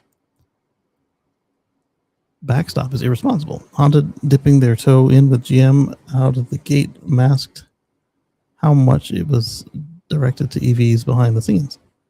Personally, I think they should continue to at least pursue a couple of EV models and mix that in with hybrid and ICE. Yeah. I'm concerned about leadership at Honda. Me too. Much of its current lineup wears outdated styling, so pushing the core models redesigns into the next decade is risky. The fact that Honda is still using CVTs, even in Acura products, is quite discouraging. The rest of the industry is racing away from them for a good reason. Now, the good old belted CVTs, rubber or steel, yes, I agree. However, the eCVTs, from having a full hybrid, isn't really a CVT. You can make it feel however you want it to feel. All in, there isn't anything exciting with Honda and Acura's new portfolio, nor anything exciting on the horizon. Now, the 0 Series models were exciting and offered fresh new styling. They did, and I don't know if I liked it, but it was fresh and it was new. The RSX are all but dead, and Acura has to rebuild from the bottom up new platforms, new powertrains, more hybrids, and new models to fill the chasms in its lineup. Styling is once again exciting. That's a tall order. Well said, the Kia Carnival is going to overtake the Odyssey at this rate, yes. Partially because it actually has a hybrid. Hyundai and Kia went into full tilt into EVs. Also backed off a bit after disappointing sales. They refresh or redesign their cars all the time. Honda's going to get left behind if it keeps this up. Plus, K could drop in a more powerful 2.5T hybrid from the Telluride into the Carnival and add all-wheel drive as well. Also, the Chrysler Pacifica, which is a plug-in hybrid, which is quite cool because it's basically just a really fat Volt, which was itself a fat Prius. Anyway, also following the same fate as the Odyssey, the upcoming 27 model, another heavy refresh as opposed to a complete redesign. Toyota and Kia may take the minivan market over the top, especially if both are set to be redesigned before 27 or 29. Also, I believe every Sienna is now a hybrid as well. They're just the regular gas hybrids, but they're minivans. Very few people have taken them to the racetrack. Well, as competitors, a lot of people take them to the racetrack to go watch the races. As an RSX owner, the only exciting thing about the new one is that the way it enraged purists and raised their heart rates. It was an awful thing, and I, like everyone else, am very happy they canceled it. Hybrids have no transmissions at all, if it's a full hybrid.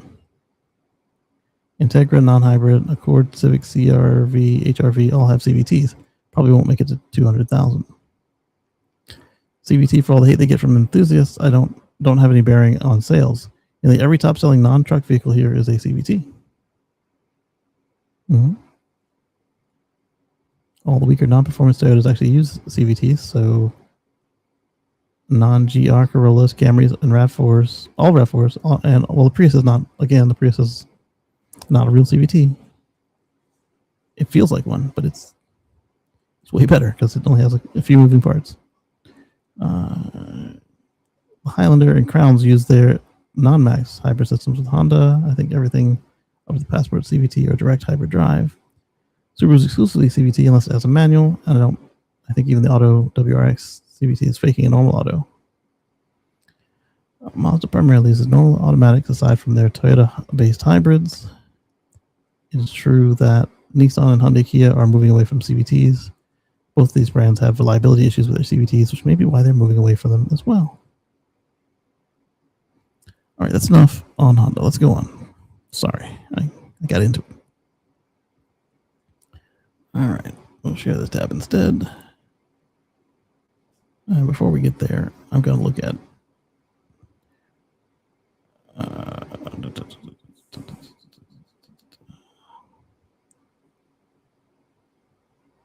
scanning that X article, see if we want to even bother with it. I spent a lot of time on Honda. It's not bad, but it's not adding anything to what we've already discussed. So this new map shows where electric truck charging is scaling. Here. All the places you want it. And then eventually, everywhere in between the coasts. CalSTART has expanded its U.S. map of medium and heavy-duty zero-emission truck infrastructure, providing fleets with a clearer picture on where they can charge and refuel. Or refuel. 64 new electric truck charging and hydrogen fueling sites to the map. Hydrogen. Truck drivers and fleet operators can now use the map to locate more than 1,500 EV charging plugs, 32 hydrogen refueling nozzles operated by various infrastructure providers. Ooh, 32. At $32 a gallon equivalent. It's not as bad now, is it? But it's still bad. Yep. So that's what I wanted to say about that. This one's a Facebook post.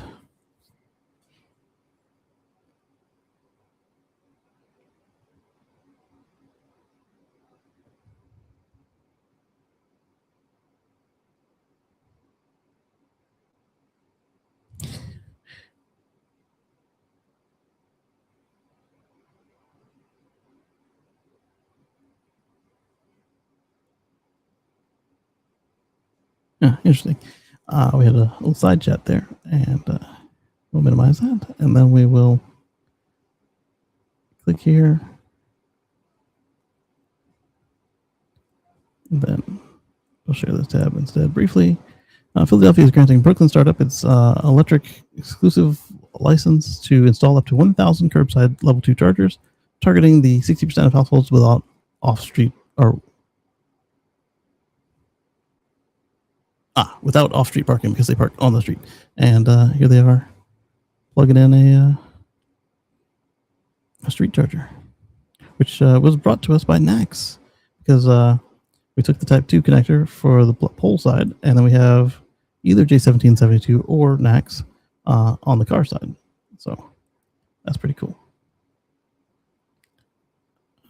There's the full story. That's what I wanted to mess around on Facebook.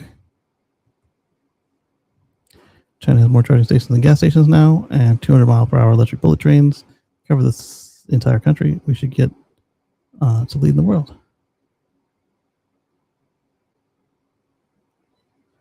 Anyway, I'll share this tab instead before we get into the Facebook commentary.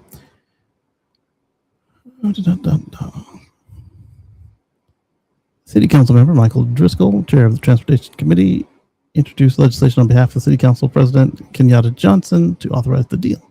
The agreement gives its an electric exclusive to license install across 18 of the city's planning districts with a focus on areas that currently have little to no public charging. As a natural fit for curbside charging, with more than 60% of households that don't have access to off-street parking, making at-home charging difficult or impossible for many residents.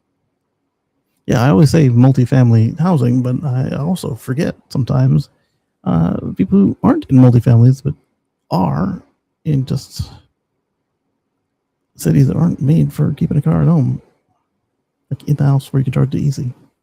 Not impossible to get around if you have assigned parking or a range of places that you can show up and then you can plug in and get billed, but it's almost as hard as the multifamily dwellings are being right now in this country. Multifamily should be easier than it is because there's already off streets and it's one owner, but that one owner acts like a freaking slumlord.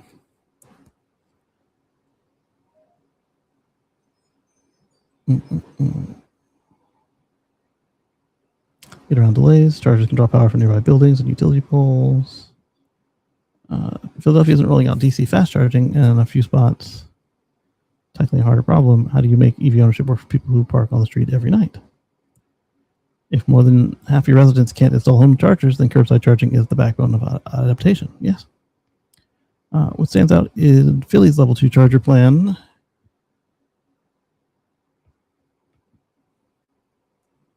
Where'd it go? Is the focus on where demand already exists, rideshare drivers, dense neighborhoods, and communities that have been left out of earlier charging build-outs. That's how you avoid installing chargers that sit unused while people who actually need them are stuck waiting. I like that. Top comment, it would be good if every parking meter had a plug. Yes. Even if it was just 115 volts and 20 amps. Yes. If they could also integrate the plug and charge with the payment, that'd be awesome. Just plug in, and that takes care of the meter and you're charging. Heck yeah. Oh.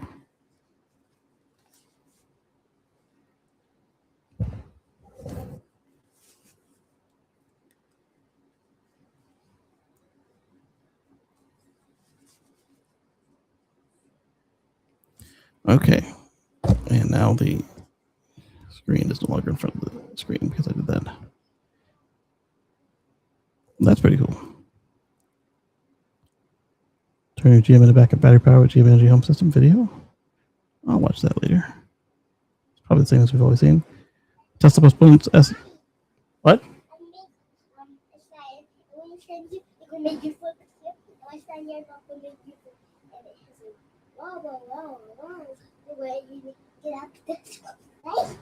Oh yeah? Hmm. No, I'm not. Mm-hmm. They've postponed the SNX signature delivery event, leaving attendees holding the bag. Who could have seen that coming? Get Real Deepway delivered 80-20 electric semi-trucks last year. Neato. Commenting period is over.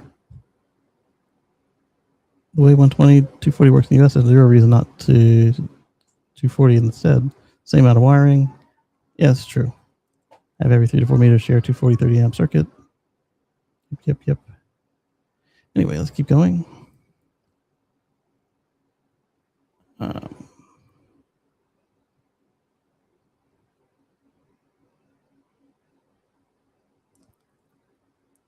This one is good news coming from Inside EVs.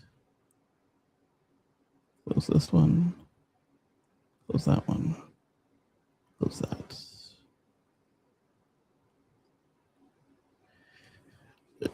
It just got way easier to buy Rivian in this state. A new law enabling direct-to-consumer sales means the Rivian R2 launch just got a huge boost. Rivian and Lucid just got a huge win in direct-consumer sales. The Washington state lawmakers pushed forward legislation that would enable other brands to finally sell their vehicles in the state. This dulls a competitive advantage held by Tesla in Washington state for over a decade. As a consumer, and that competitive edge that Tesla has is not all that great because it's still restricted. It's still very restricted versus what needs to be done. As a consumer, you want car buying to be easy. You give a company money, they give you a car. But in the United States, buying a car from a legacy car dealership often means visiting an independent car brand. Often means visiting an independently owned franchise that makes its money from nitrogen-filled tires or other mandatory dealer-installed add-ons rather than the margins based on the sticker price. Newer electric vehicles have looked to bypass the system completely by selling directly to the consumer. The only problem is that the laws across the country to protect the role of the dealership, and the old guard has strong incentive to keep things the way they are. Which is why what just happened in Washington is a big deal, not just for prospective Rivian buyers, but any buyer that hoping to their next purchase won't involve a dealership. They've expanded their long-standing loophole that allowed Tesla to sell cars directly to consumers for the past 12 years, but blocked other brands like Rivian from doing the same thing. Washingtonians couldn't take test drives or discuss pricing at Rivian showrooms in the state. To actually purchase one, they'd need to do the whole process online or travel out of state.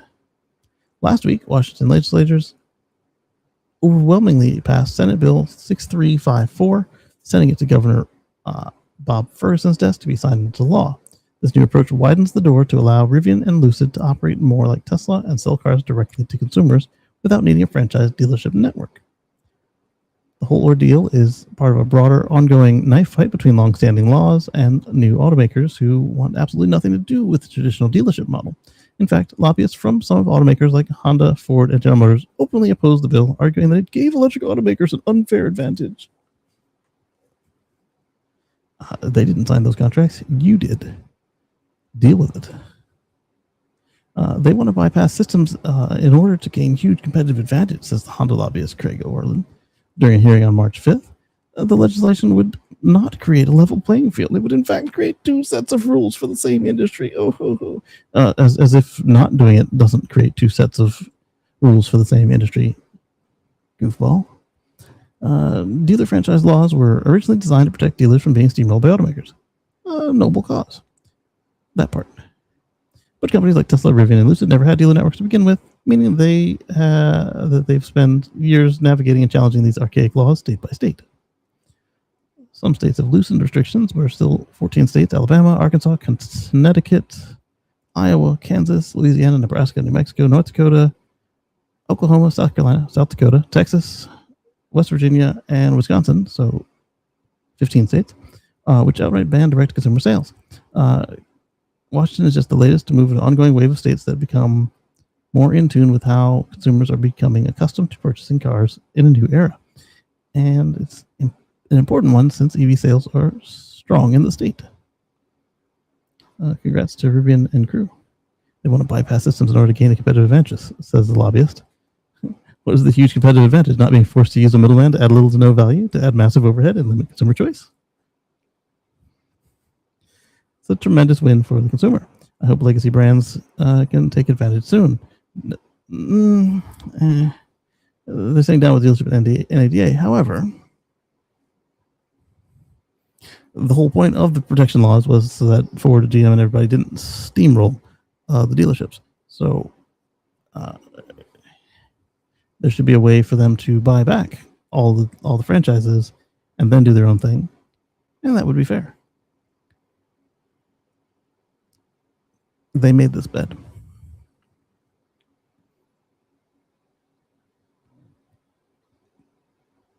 These kids turn snowmobiles into ATVs, and we should bring them back. Interesting. So, next up is some stuff I saw to get distracted with. And then we'll just call it a day, because that is the end of my notebook. Tesla postpones the Model S and X signature delivery event, leaving attendees holding the bag. Those are some beautiful cars. Postponed the highly anticipated signature edition that was scheduled for May 12th at the Fremont factory. We sent a brief email to attendees today, just 3 days before the event. Good luck if you already bought a ticket, offering no explanation and no new date.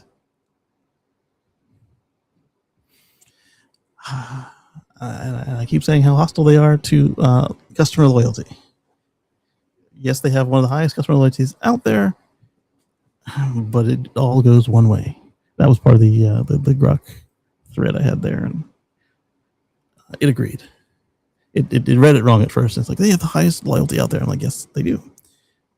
But it only goes one way. It's like, oh, yikes, you're right.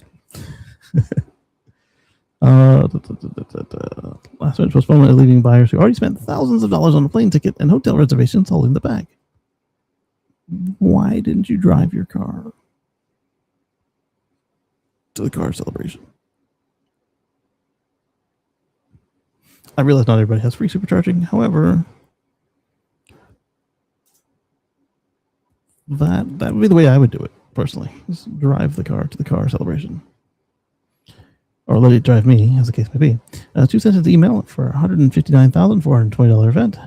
Tesla's email to invitees was shared on social media by Brooks Weisblatt. So Brooks from Drag Times, of Drag Times, reads in its entirety: the signature edition delivery event scheduled for May 12th has been postponed. We apologize for any inconvenience. Respect. That's it. No reason given, no rescheduled date, no mention of reimbursement for travel costs. Well, they're not going to do the last one. Brooks from Drag Times, who also already booked flights and accommodations posted on X, spent thousands on this trip at Tesla. He's far from alone. The event was invite only for the 350 buyers. You couldn't even get 350. Oh my goodness. And these are signature owners. Sometimes dual signature, like the original and the new one. 250 Model S and 100 Model X units priced at $159,420 each. Many of these buyers had taken the time off and booked travel across the country to attend what Tesla billed as an invite-only celebration for the first of the last deliveries of Model S and Model X Signature Edition ever. Owners in the replies were not kind. One wrote that Tesla should compensate owners or hold the event on the original planned date.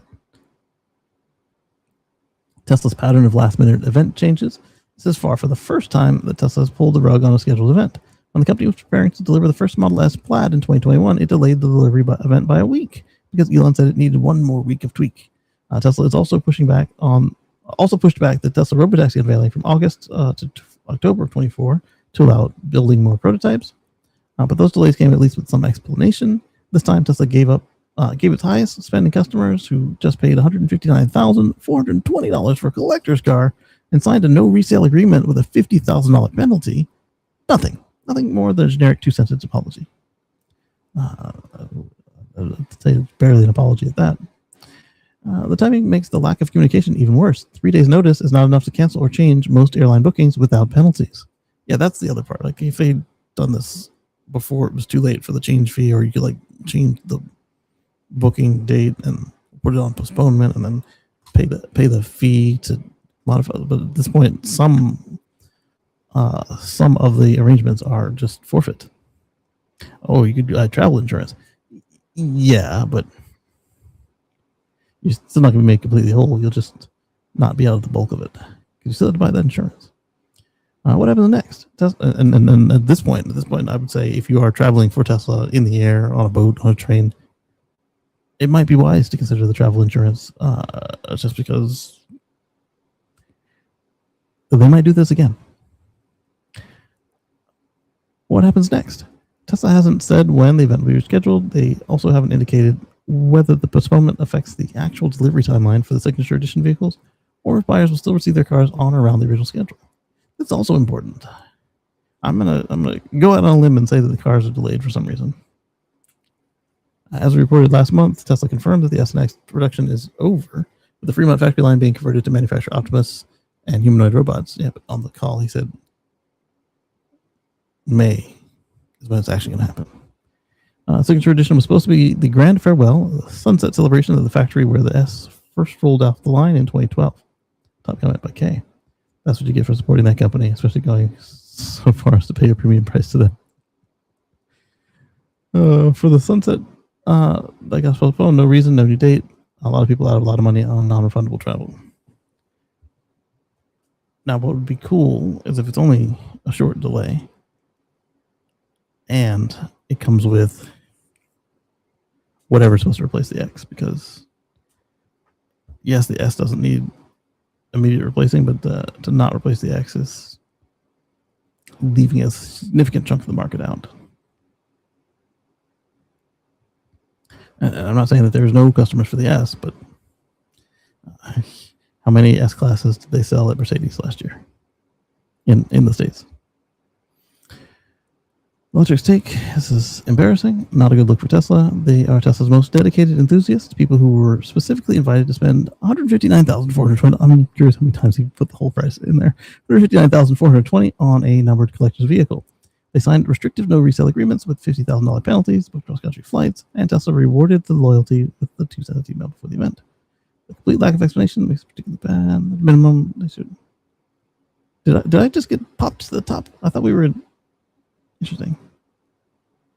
No, okay. That was wild.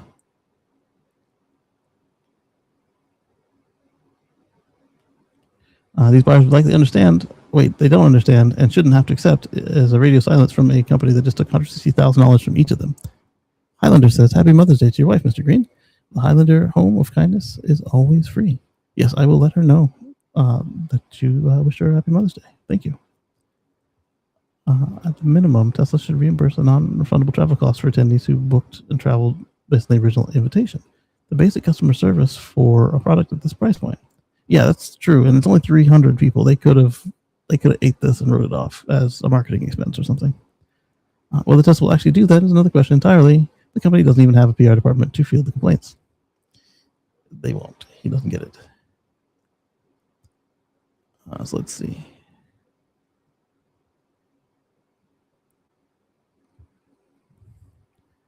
Tesla is the greatest car I've ever driven. I'm on my second one, and I doubt ever driving something else. FSD is mind-blowing. Software days are cool. Having Tesla for the first time is like having your first iPhone, and you're locked in forever. The most beautiful, comfortable, magical garden. Sorry, dude. It's good, but there are ways that they could push you out of it. Have you ever driven other brands of EVs? EVs are fabulous. I feel sorry for Tesla customers with Stockholm syndrome who, speaking of Stockholm, hello to Anders whenever you come back to catch this. I didn't see a chat message from you today, but I'll catch you on the replay, I suppose. Yeah, I didn't see one.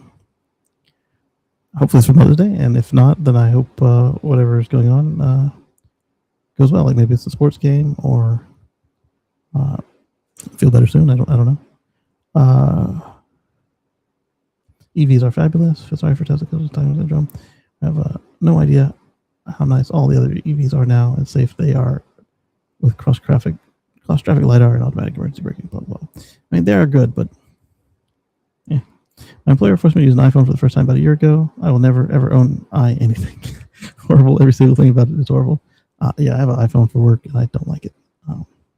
But I'm on a Mac. I have an iPad. And that iPad can't do this X chat. Was X Spaces. Software updates that take things away are awesome. But how many accounts do you have in storage? Don't worry, the people who shut down on their way up the Tesla's superfan chain, they'll be falling all over themselves to explain why Tesla is totally justified and accidentally costing them thousands of dollars. Some will. Company got the money, so the interesting part is done for them. So true. If true, say a lot about their management style. Chaotic, unhinged management style. You just catching on? With decisions made haphazardly without adequate consideration of available resources and realistic time frames. Really? Again, you just no respect for consideration for customers who are treated like mere lemons to be squeezed. Okay. Yeah. Yep. After committing to spending more than $150,000 on obsolete models, it was, I guess, technically, truly are obsolete if they're end of life, which any other car company would have replaced with entirely new ones years ago. This unfortunate.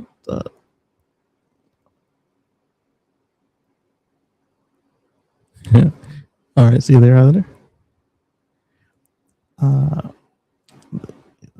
Having to bear the cost of the damages, the trip is canceled just 3 days before the scheduled departure. No consideration for damage to the company's image. They don't care about their image. Or they, meaning, their PR guy. This is antisocial behavior causes. Yeah, he is antisocial. The most astonishing thing is Tesla managed to find 350 naive buyers for these obsolete, discontinued models. Their names should be made public. I think a lot of them are public. And they should be exposed to public shame for irresponsibly squandering their wealth and placing them in a little bit high. Obviously, the stock will rise another 5%. Slimy says, hi, I spoke with her last night. As you know, we live pretty close together. Indeed. Tell her I said hello, and I thank you. Yeah. Hello, Slimy. Long time no speak. I'd love to see the proof they actually got 350 seconds to pay cash for these. Honestly, but they know they are whales. Begin to think Tesla's slowly transforming into a serious car company, or two children in a suit pretending to be a serious car company. I'll give you that one right there. But they don't think they're a car company, so why not run your company like a real CEO? Make sure you make the cars first and then make a date. Don't worry about FSD will be free and working in all 50 states in 2 weeks. What a limp CEO, from what I keep hearing. I said all along, Tesla's run like a startup company with no real leadership. It's a one-man operation. There's more people who come to the room. There's such a wealth of knowledge, and it's so current. It's like your rooms are an undiscovered gem. Thank you. Yeah, I try. Was there a free speech emergency that demanded Uber edgelord's attention? Most likely. What's funny is these people actually got exactly what they paid for. Quintessential Tesla experience that they just don't even know it. Overpromise, underdeliver, and delay. The quintessential Tesla experience.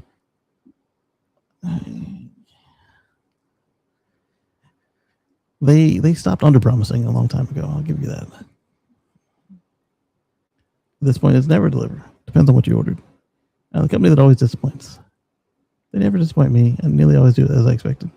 So you set reasonably low expectations despite what they tell you. It's truly a very consistent lull. In lieu of the signature edition cars, the invitees will be allowed to line up, bend over, and say, thank you, sir, may I have another?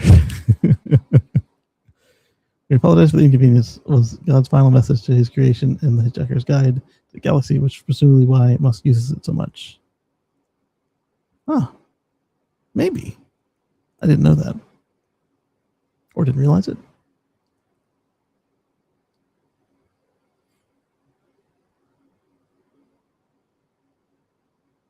So anyway, that one is one last one that wasn't in the notebook.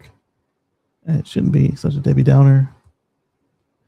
Get real, Deepway delivered 80-20 electric semi-trucks last year. After a week of Tesla semi-grabbing headlines and stealing the show at ATC Expo, Baidu-backed Deepway would like to remind you that they delivered 80-20 electric trucks in 25, and they're almost ready to go public.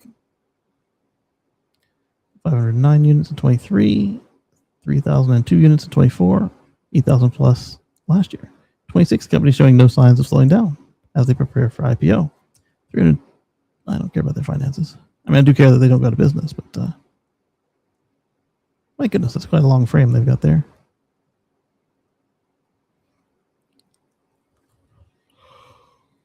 Excuse me. Range is 320 kilometers. Energy use per 1,000 kilometers is 1.2 megawatts hours.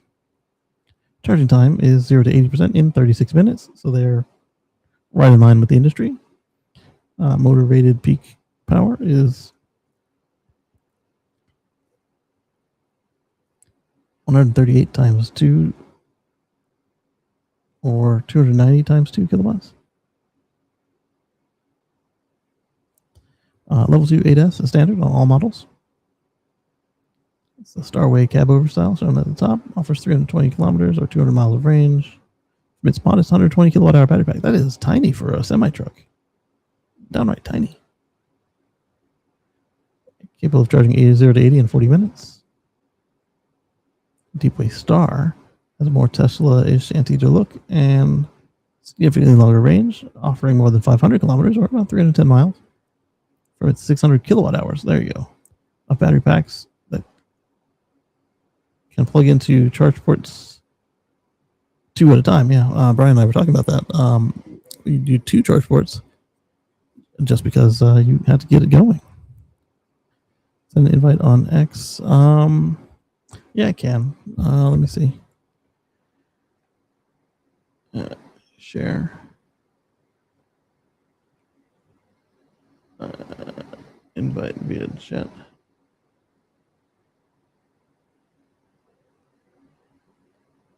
Islander. And Scott. Invite. There we go.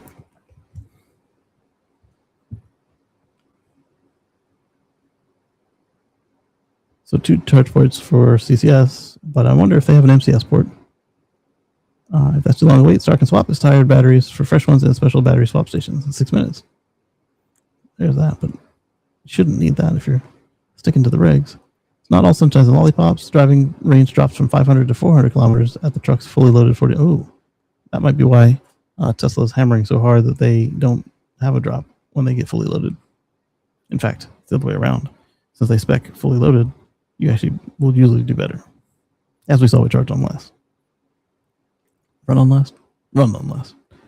A few other countries here and there. Company still isn't profitable. Not yet. The big players involved seem to think the time to realize returns will come somewhat sooner than later. Here's the Deepway Star. So it does indeed look more like the Tesla Semi and the Windrose. However, it doesn't have the center driving position, so it gives up a lot in aerodynamics for that.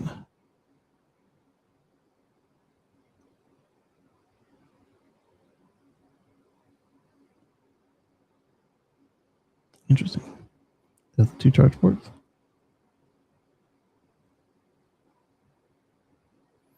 Extrapolating from the list in Deepway's prospectus, which only shows the city the companies are headquartered, not their names. Here's the rest of the list. Apologize for the formatting. There's sales. There's Scott. And approve.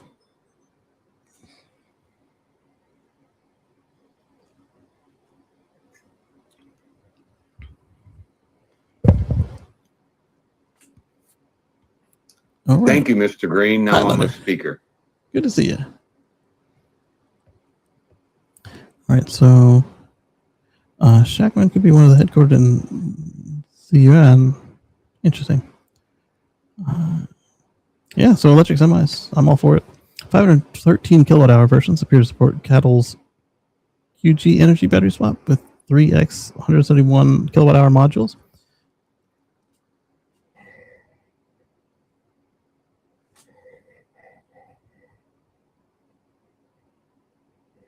Oh, that's cool. It flashes when there's been a request. Oh, they're gone. It flashes when there's been a request. And let's see. The battery pack sizes are 600 kilowatts, 505. The range figures don't add up because it's the Chinese fuel economy cycle. Yeah, that's why. Perfect. So, with that, I do want to thank everybody for your input today on chat and for coming in, Highlander, on voice. And happy Mother's Day again to everybody. And thank you to our members for your monetary contributions. They help keep the all the different recurring expenses for this thing under control. And look for some more updates on the giant box of lithium iron phosphate in the garage. And hopefully it'll be 100% operational, or at least just partially constructed. Actually, Scott's a good one to talk to about that. We'll talk after the music. And we'll catch you on the Tesla Life show, and maybe I'll be on Futurasa sometime soon. And we'll see you later. Catch you on the flip side. Thank you. Oh, yes. So I thank the channel members, but yes, thank you to all of you guys again for commenting and watching, and I appreciate it. So there we are.